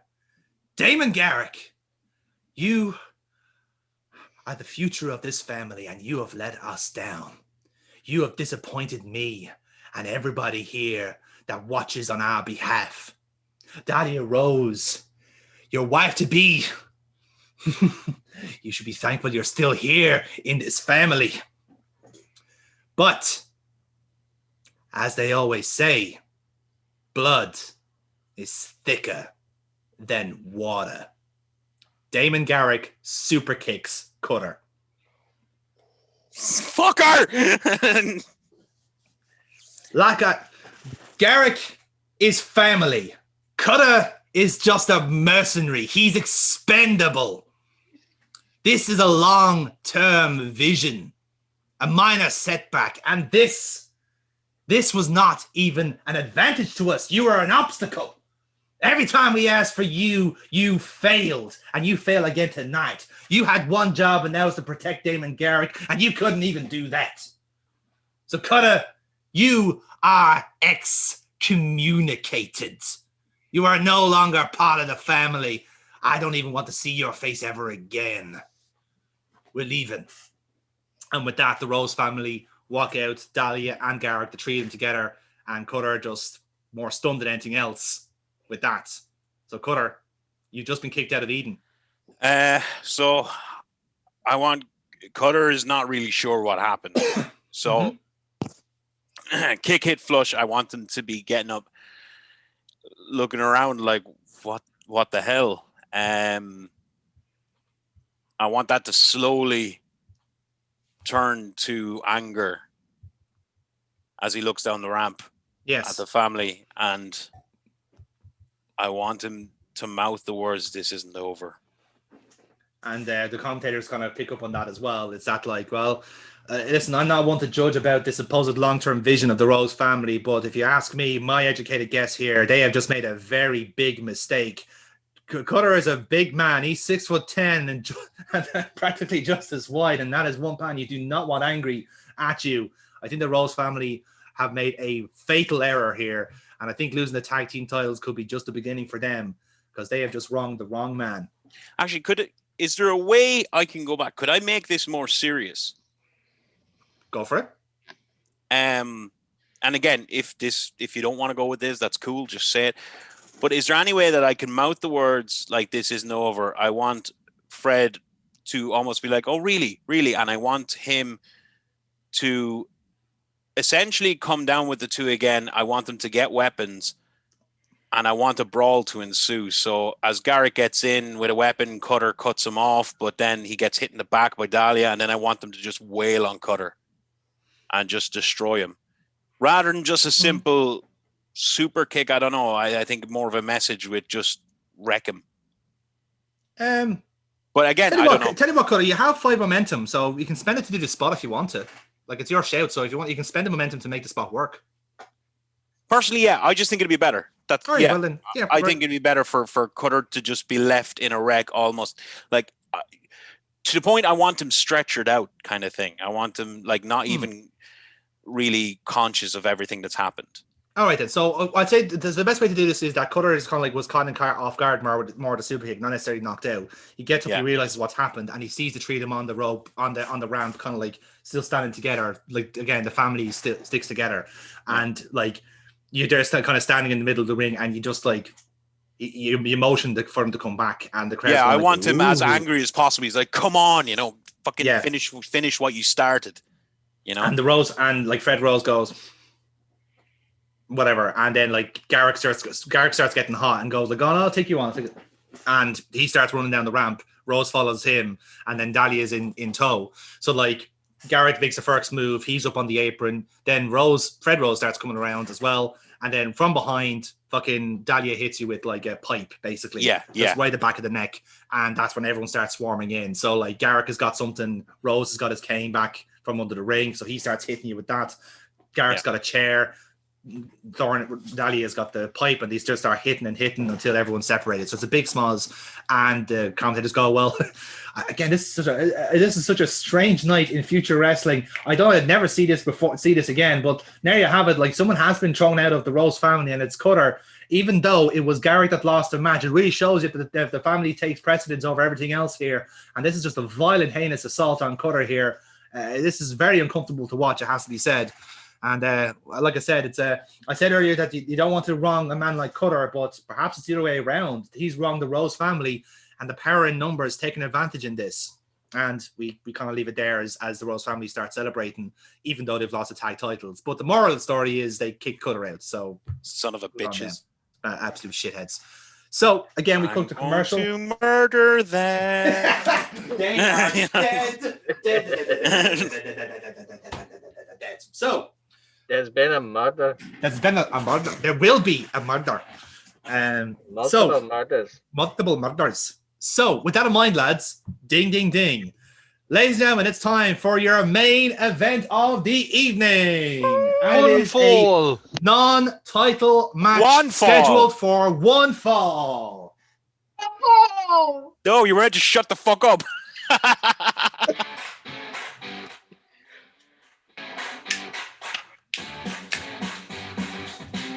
introducing to the ring first, weighing in at 231 pounds from County Waterford, Ireland, Cyrus Gold. Sorry, I just can't get over Dennis like having way too much fun with himself. Oh, totally. This is what we call Thursday night for Dennis. Cyrus comes out to the ring. That's how I dance normally. What the fuck's your problem? That's fair enough. Yeah. Behold. Sure, That's a regular Saturday night for Dennis. I usually get it's very popular in the places I go. I'm sure it is. So, happy go music, Colliers. So Cyrus comes out kind of energetic, a little bit slower than normal, just still feeling the effects of 4 matches back to back from the night before. And everyone can notice that he doesn't seem to have all of his gear. He's actually coming out without knee pads or boots. And he thinks that in classic fashion, Jim Morris stole them too. Yes. In fact, one of the people backstage while he was asking was like, what the fuck happened to my gear? Where are my boots? It was like, oh, yeah, Jim Morris. He tea-leafed them on you. Says a lot about Jim Morris that he nicked boots of all things. I think he has a foot fetish. He was sniffing them and everything, I was told. Totally. But yeah, in typical fashion, he stole comment. them. So coming down to the ring, a little bit battered, a little bit bruised, but just wearing street shoes instead of wrestling boots. No knee pads. Very unusual for Cyrus. But he's down. He's waiting in the ring for Silver Fox. He wants to find out why Fox turned, but also he wants to do that using his fists. And don't we all want to use our fists to find out what the fuck's wrong with Silver Fox? I know I do whenever Foxy doesn't pin the right man in a match. It's like, Paul Tracy should have won that match, you cunt! Anyway, and introducing his opponent. Everything goes black. No lights, no nothing. Everything goes black. You start hearing the sound of thunder. Is it Sting?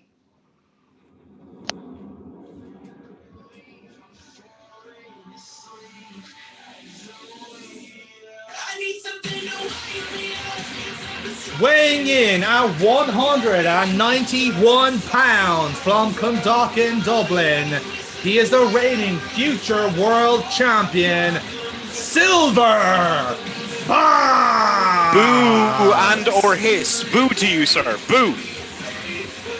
Boo that man. I walk out onto the ramp and I'm just looking around. Now, obviously, I'm wearing an accessory with my gear. But, not really pandering to the crowd, but I'm walking down with the title. So you can't see my face just yet. But I get to the apron. And when I do, that's when I take off the extra mask. You just see a big grin on my face. I'm just looking around. Still have it. Get in and look at Cyrus Gold. I'm just like holding the belt. Kill him, Cyrus. Well, there you have it. Kill him, Cyrus. That is quite a change in fortunes for Silver Fox. A man who was not 1 month ago uncertain about how he was going to do things. But we've heard a lot about the mythos that is the Midas Touch. And if that is what it is, my goodness, what a transformation from Silver Fox. Looked a completely different man, so much more assured, so much more confident. In fact, you might even say he is championship material, which is something that we've queried over these past few weeks on Future Wrestling. But now, Cyrus Gold has a monumental challenge on his hand to try and prove that he is on the level of this current future world champion. So, guys, the bell has rung. Let's get our main event underway.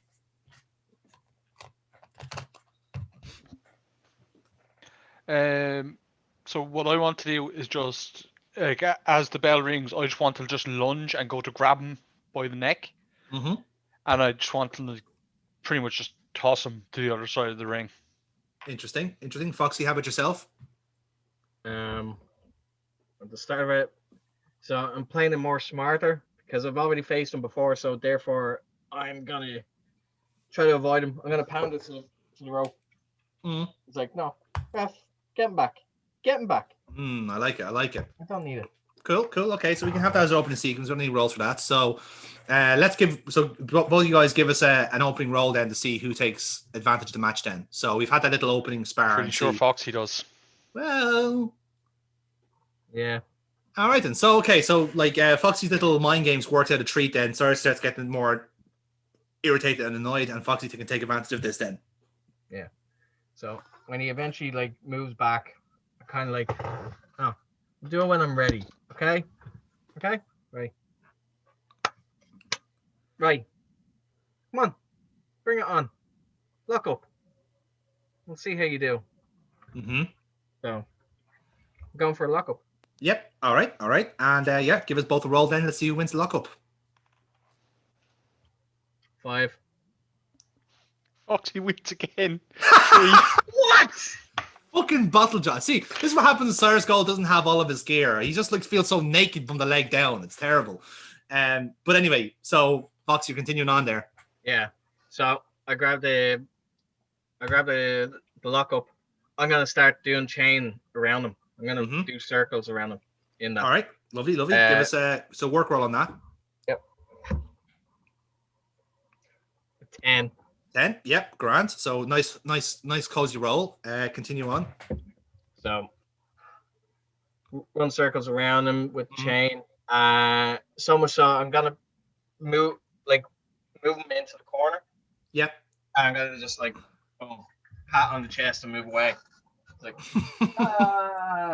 I want him to actually while I'm doing the pattern, I want him to actually grab me and just choke me.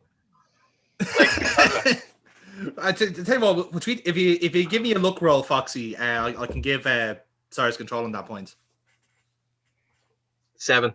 7, yeah, lovely stuff. So that works out a treat. So indeed, Cyrus gets pissed off and tosses you over. So Cyrus, what's happening here after this? Cool. So as he's doing his pandering, I wait until he turns back to face me, and I'm going to grab him by the neck. I'm going to turn and just going to fling him straight into the corner. Yeah. And I'm just going to start charging in huge shoulders to the gut. Just two big, just standing there shoulders. Then I'm going to go for a big G up in the crowd, and I'm going to basically charge in like a big running spear in the corner. Yes. Okay. Cool. Yeah. Give us a straight roll on that, please, if you don't mind. Yep. 9. Swish. So corner spear is successful. You're in control of the match. From that corner spear, I'm going to stand off, and I'm going to have him kind of fall out towards me in the center of the ring. And as he comes out, I'm going to catch him. I'm after forgetting the name of the fucking suplex now. Go French? No. I'm going to have his arm trapped, so around the neck with one arm sticking out. Saito, suplex, yes. Going to hit him a big Saito suplex. And I want him to send him into the opposite corner with that. Nice. Give us a power roll, please, Cyrus. +1. 10. That'll do. Lovely stuff. Nearly critical, not quite. But yeah, you are still in control of the match though. So he's kind of coming into the corner here. And just as he feeds up into the corner, I'm just going to come flying in with a huge splash and pull him out into a butterfly suplex into the center of the ring. Very nice. And if this works, I'm going to hold onto his arms. And I'm going to transition it into the golden ring straight away. I like it. So I think what we'll do is we'll do power into work. So power for the butterfly and then a work then for the golden rings. Oh, I finally get my crit today. Yay! 12. Token crit for Kev. There we go. So and then the other one. Oh, not as good. 9. A 9. Okay, but the golden rings are in anyway. And again, it's a very poignant message to Mr. Jim Barr. Is there's very much a question over which rings are better, golden or brass at the moment. And Cyrus Gold is making an argument for at least it's not the brown ring, that's for sure. Give it a few weeks, Foxy. I mean, there's some weird fucking energy going on here between them. So between the boots and everything else, it's a bit weird in a minute. The Grappers on the pole match, I'm telling you. Yeah, it's fucking skid mark on a pole match more like. So Kev, Yes, you have that locked in. Now Foxy has a chance to break. 8. 8. So yes, you take a little bit of time in it, and then eventually you do grab onto the ropes, and we have a separation. So same again, lads. Talk a spot. What you want to do? You go first. Yeah. So as we get back up, I'm going to try go in for a lockup with him again, and I want to overpower him with the lockup. If I catch him, I just want to slam him face first into the ground. Grand. Okay. And how about yourself, Foxy? So, if he's gonna go for the lockup, I want to back up enough that I'm at the rope. The ref is getting in between us, and while the ref is there, I'm gonna poke him in the eye. Ooh, I like it. Okay, so here's what we're gonna do. I'm going to treat that as a +1 for Cyrus. That'll be a power roll for you. But I'm also gonna treat it as a +2 for Foxy, and that's a heal move. So I'm gonna spend momentum to do that. So +2 roll for Foxy and +1 for Cyrus. 7. 4. Yep. So Foxy wins out on that. So poke in the eye. Everyone's booing. Yeah, I'll spend momentum to do that though. So you're in control. Boo words. Poke to the eye. Ref didn't see it, and I'm just like, hey, I didn't do it. So while he's feeding around, as he feeds around, I'm gonna grab him. I'm gonna lift him for T-bone. T-bone. Okay. Grand. I'll treat that as a power roll as well, Foxy. -1. Because I'm hench as fuck. He thinks he's hench as fuck. Critical difference. Kira disapproves. You ain't hench. I've seen hencher. 8. An 8. Well, with the -1, you just about make it work. So yeah, you do get it's more of a deadlift T-bone. So you do get the toss in anyway, and you're still in control of the match. Yeah. T-bone, that's him there. He can feed to a corner. So I'm gonna tease. So I'll be opposite corner. Be pointing. Gunshot. Charge in. I'm gonna go for the knee and the bulldog combo. Lovely. Grant, look roll on that, please, Foxy. +1. Right up. And this is 7. 7. So yeah, that works out a treat. And you've done the knee and bulldog. So what's next? Bulldog. Going for a pin. Okay. All right. Kev. 9. 9. 1, 2. Kick out. I get launched. Yeah. All right. And what kind of pin did you go for?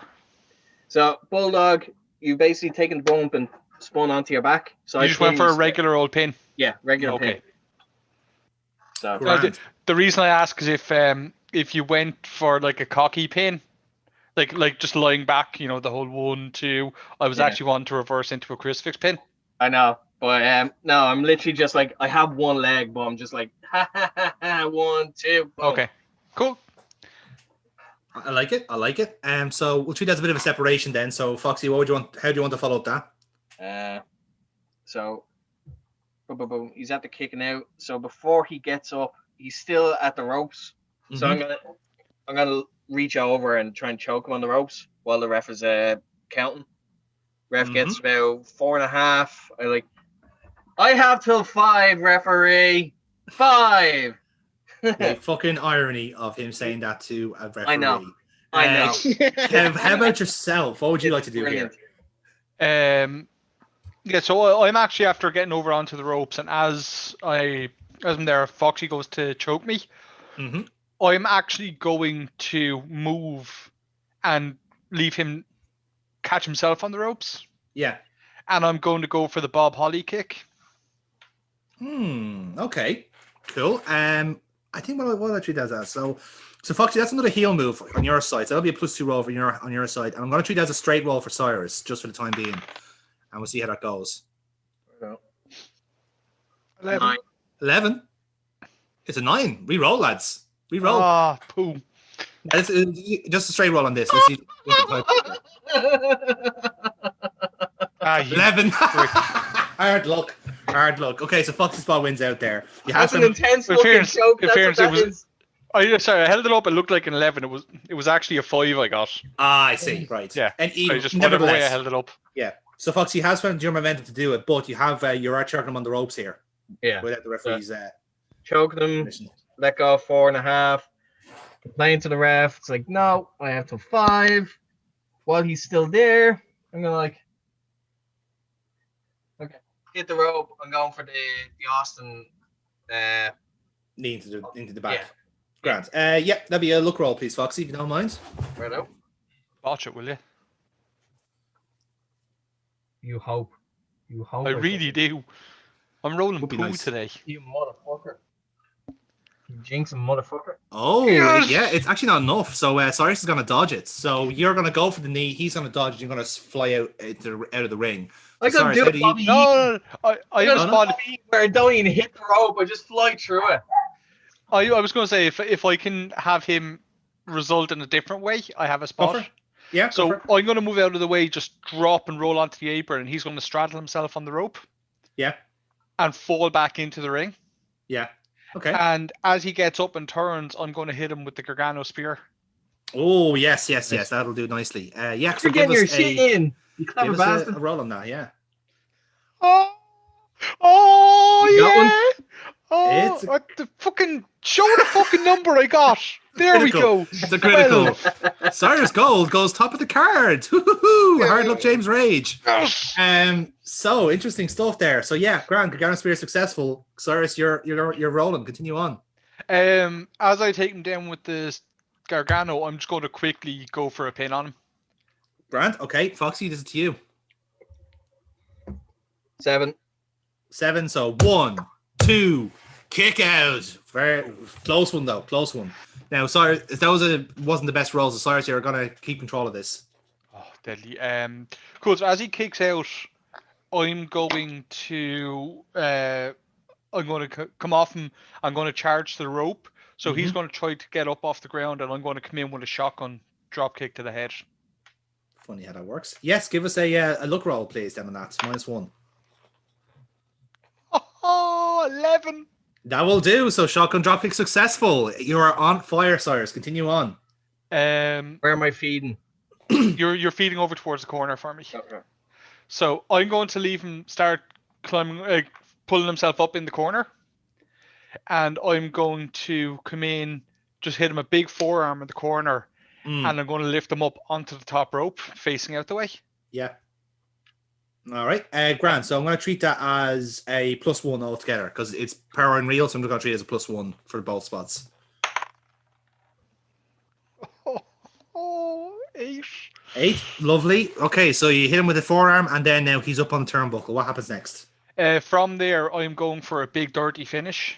I'm climbing up with him, Okay. and I'm going to hit him with the gold plating from the top rope because I'm just not happy with what he did last week. I can imagine. So yeah, there's a bit of a build up to us. The crowd are standing, going, "Oh shit! Oh shit! Oh shit!" Cyrus, you have 9 momentum. Do you want to spend some? If I use momentum, will I lose my top of the card spot? No. I will use 5 momentum. 5. No, okay. I will use 6 momentum. 6. So this is a +6 roll on a top rope gold plating. Oh, please work for me, dice. Please watch. Oh, I needed it. I really needed that +6. Really? I rolled a 7. Oh, you did 2 and all. You did. Okay, so that's a 13. So it's a critical, in fairness, by proxy, but it does work. So top rope gold plating, we get replays of it. The commentator go crazy about it. The crowd are cheering. It's all coming up Cyrus Gold here. What's happening? I take it you're going for a pin, yes? I'm going straight for a pin, and the way we're after landing, I'm going to turn. I'm going to actually hook his head with one arm. I'm going to hook his leg, one of his legs with one of my legs, one of his other leg with my other You're arm. locking, yeah. It's I'm like properly wrapping him up. Oh, I like that. I like that. Real kind of like no nonsense pin. Foxy, let's see what you do.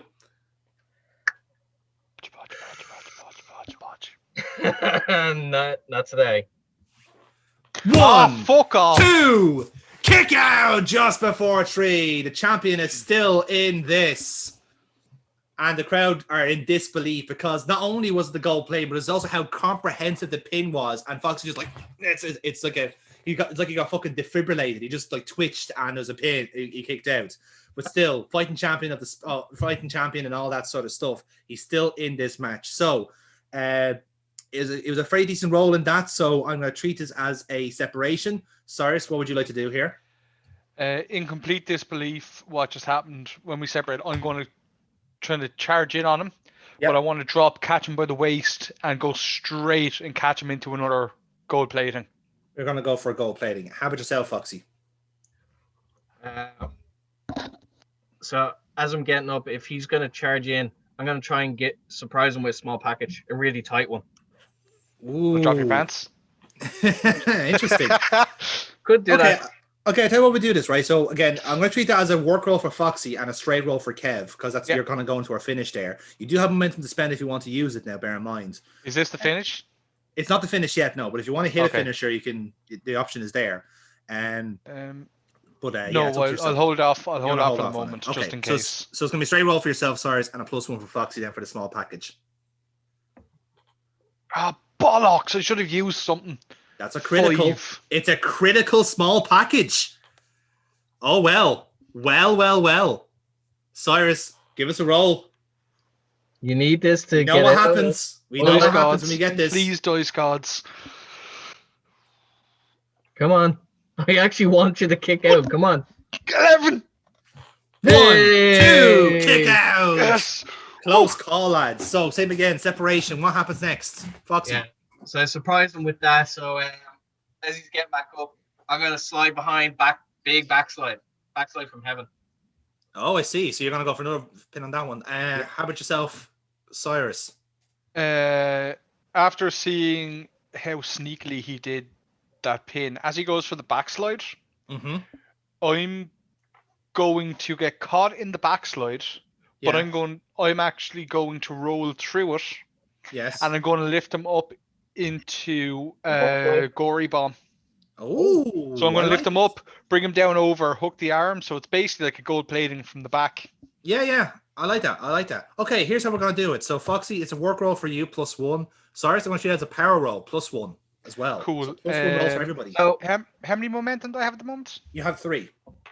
So I have a counter for that.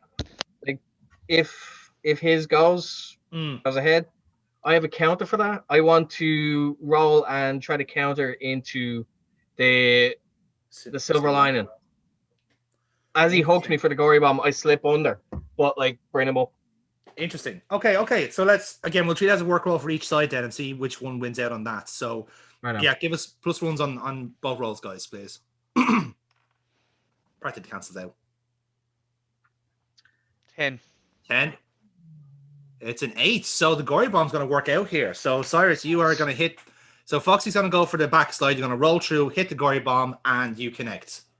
And from that, I am going to lock in the gold rings and try to put him out. But instead of just going for just hooking the arms, this time I'm going to reach around and wrench right around his head. So I'm properly putting him in there. I see. Cool. Yes. So give us the work roll on that. Fuck's sake. 7. 7. Okay. So he's in, but it's easy to get out of, Foxy. So this is a good roll. So I can give you a chance to reverse that. So you're currently in the goal in the gold rings. It's not the snuggest one in the world, so you have a chance to kind of squirm or reverse out of it, which way you want to do it. I know. I'm trying to remember. What position are you in, Kev, when you have it? So it's basically. I know the rings are starting, but I'm just trying to remember. Are you on your side or are you on your back? I'm on my side. So I'm kind of across my hip. My ribs are across your back. Okay.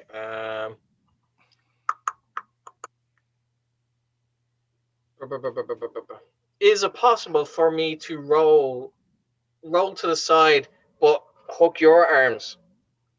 So essentially, I get you face down, but your arms are being bridged over.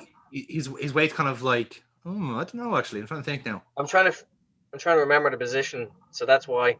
No, I don't think that would be possible. Unless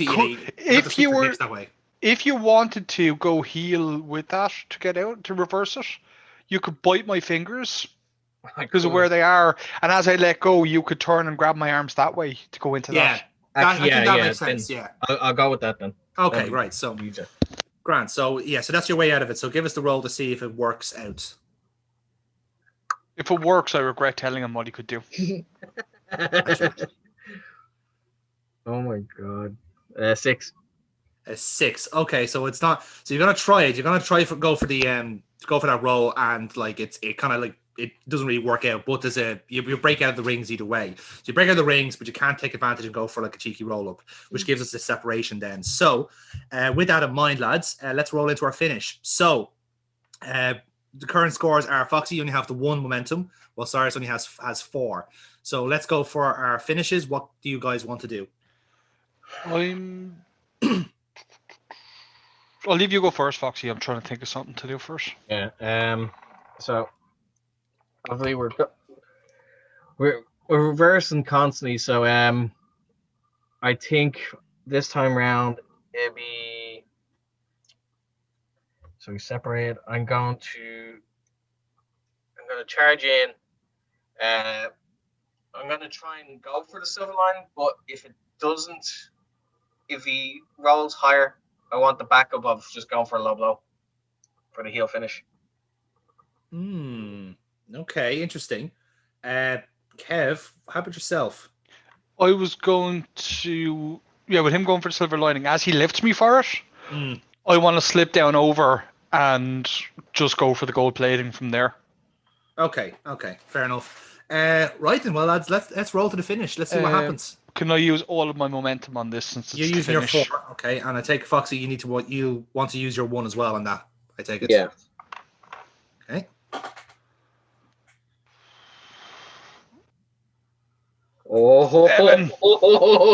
No. I don't believe it. I don't believe it. Okay, right. Now, Foxy, you have a choice here. Because you did say you had a choice of the silver lining or the low blow. So what do you want to do with this? You have an option. Because I was hoping that he'd actually get me, so that way I could actually just be a heel and do that. But this time round, I'm going for the silver lining. All right. Because of fucking critical, I'm definitely going for it. Fucking take it, absolutely. Well, okay, that's an impressive one either way. So yeah, so again, there's a bit of back and forth, but you hit the silver lining swift as anything else, and it's a 1, 2, 3. Ring the bell, ladies and gentlemen. Your winner, Silver Fox. The dice gods were not in my favor today. They weren't, man. Hard luck, but you're still top of the card though, so nice. Not for nothing. Now, so Foxy, you're in the ring with Cyrus Gold here. Your music's playing. What's going on? So, I hear, I can hear the commentary just like talking. Yeah. And they're saying it like hitting with the silver lining. I kind of correct him. I was like, no, that is not the silver lining. It's now the Midas touch. Oh, it's been renamed. It. Oh, and Kratos, you stand corrected there. According to the world champion, that is now the Midas touch. I've heard this is a bit of a pattern with Rob Midas. He likes a signature on things. They can't get more of a signature than that. So, Foxy, you're still in the ring with Cyrus Gold here. Bit of a chance for heel antics, wouldn't you agree? Yeah. So, I have to put them away. I have to put the commentary in their place.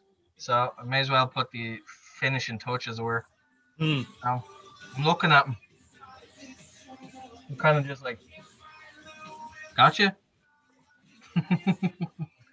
I get it's the big smiles, like, gotcha, but give it a second. Kicking the balls. Boom, done. Oh, and the crowd boo. And the crowd boo on that. The music stops. And the referee does hand you the title as well, but you've just hit Cyrus in the junk and you're holding the title aloft. And you're hot dogging, and your music's about to kick in again, but then the lights go out.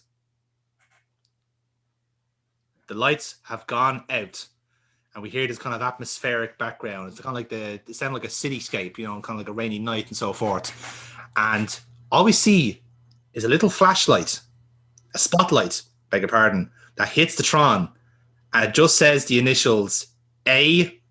The lights come back up, and there's somebody in the ring, dressed has a bat.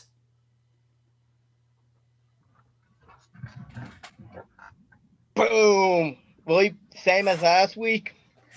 Beat him into the corner, whip him to the other. I go for the combo with the knee. When I grab him for the neck break, I say, fuck what the fuck says. Hit it. And I'm sending him up for the panda. But like, as he gets up, he just turns and he ducks out of the ring. He reaches in for the title. I stand on it. Oh!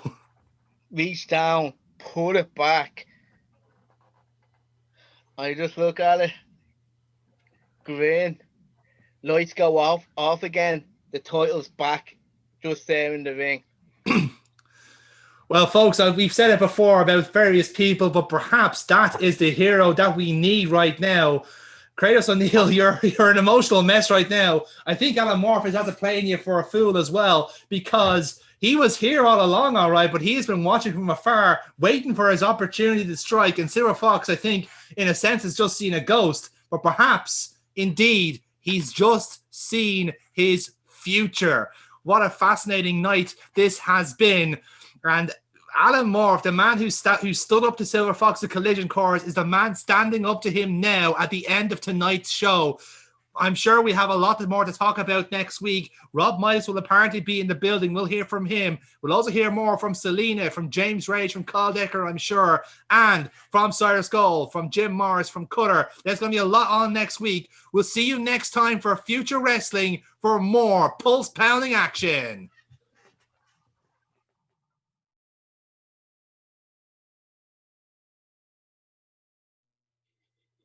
Hi.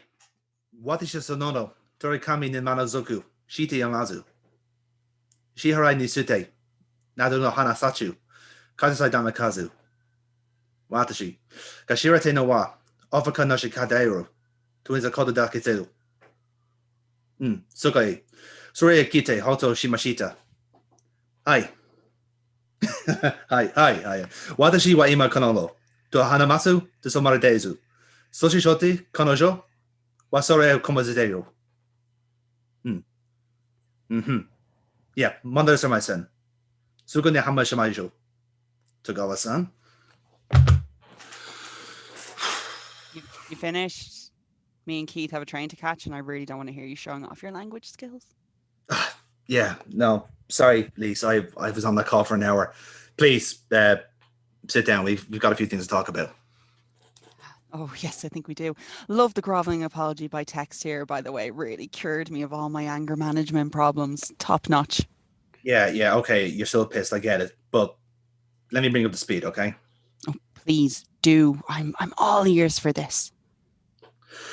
Okay, so during my vacation, I got a call from a guy called Go Tagawa. He's an agent for the new Suppotsu Federation. You know, the big boys from Japan? Oh, this is a very good start, Adam. Yeah, I'm interested. Please continue. Anyway, we've had a go-between keeping tabs on talent since you started the show, and he's been impressed by what he's been seeing over the last few weeks. Cool. And you'd like me to endorse your boy Connor for the Little Boys program? Sure thing, Adam. I'd be happy to. Where do I sign up?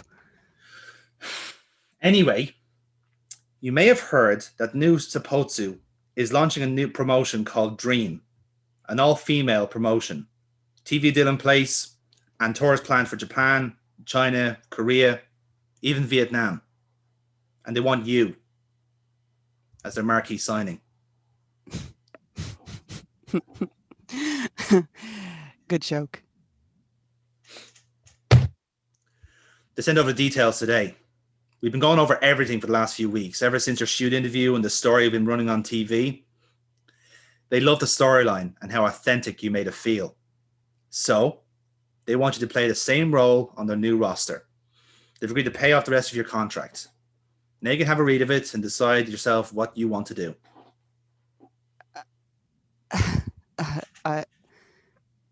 No, that's not real. No way. It is. It is real. That's what they're offering you for just a week. I can't compete with that sort of money. This is what you're talking. I'm speechless. For once, I don't think I have anything to say. I need to think about this. Look, Lisa, I'll be honest with you. When I started off nearly 10 years ago, the only thing I wanted to do was work in Japan. I studied tapes, I learned the language, I studied the culture, I had Japanese food, everything. Everything from years gone by. I wanted to stand in those same arenas with the same people. I wanted to be part of the culture. But, as you know, I'll never get the chance. But you will. I made sure of it. Adam, dude, like... Lisa, look at what this means. You have any idea how big they are over there? I heard Tokugawa saying they've got clothing brands looking to sponsor you. They've got shirts and replica gear ready to print. These guys even have Batsu and cartoon shows in their bankroll. You'd be a real life superhero over there. No, I get all that. It's just I wasn't expecting it. And like, what about Rose? Like all the assholes at the network. I mean, well, they're happy to see the back of you, obviously, but they don't know that you're going to a bigger promotion. I've told them that you paid off your own contract. So I get to ride off into the sunset, no strings attached. Exactly. This is everything I've ever wanted, and it's literally all on one piece of paper. Dude, I don't know what to say. Just think about it. Tokugawa-san told me that he'd an answer by the 15th. They got a new tour starting in May, and they think they can get you an apartment and have you settled in a month in advance. Your contract will terminate a day after last stand. Shit! Oh, holy shit! That's soon. Okay, I need to take this with me, and I need to talk to Keith about this. Like, this is a fucking life-changing decision. Like, I know. Feel free to take as long as you need. Okay, right. I better go. Shit, I need to upload those fucking OnlyFans things as well. Okay. Lisa? Yeah. I'm happy for you. For you and Keith. It's what you both deserve. Yeah, well, he struck the fucking gold mine with me. Especially if this deal turns out to be real. So, dude, Adam, thank you so much. I honestly won't forget this. I mean that. Seriously, thank you. I'm glad to hear that.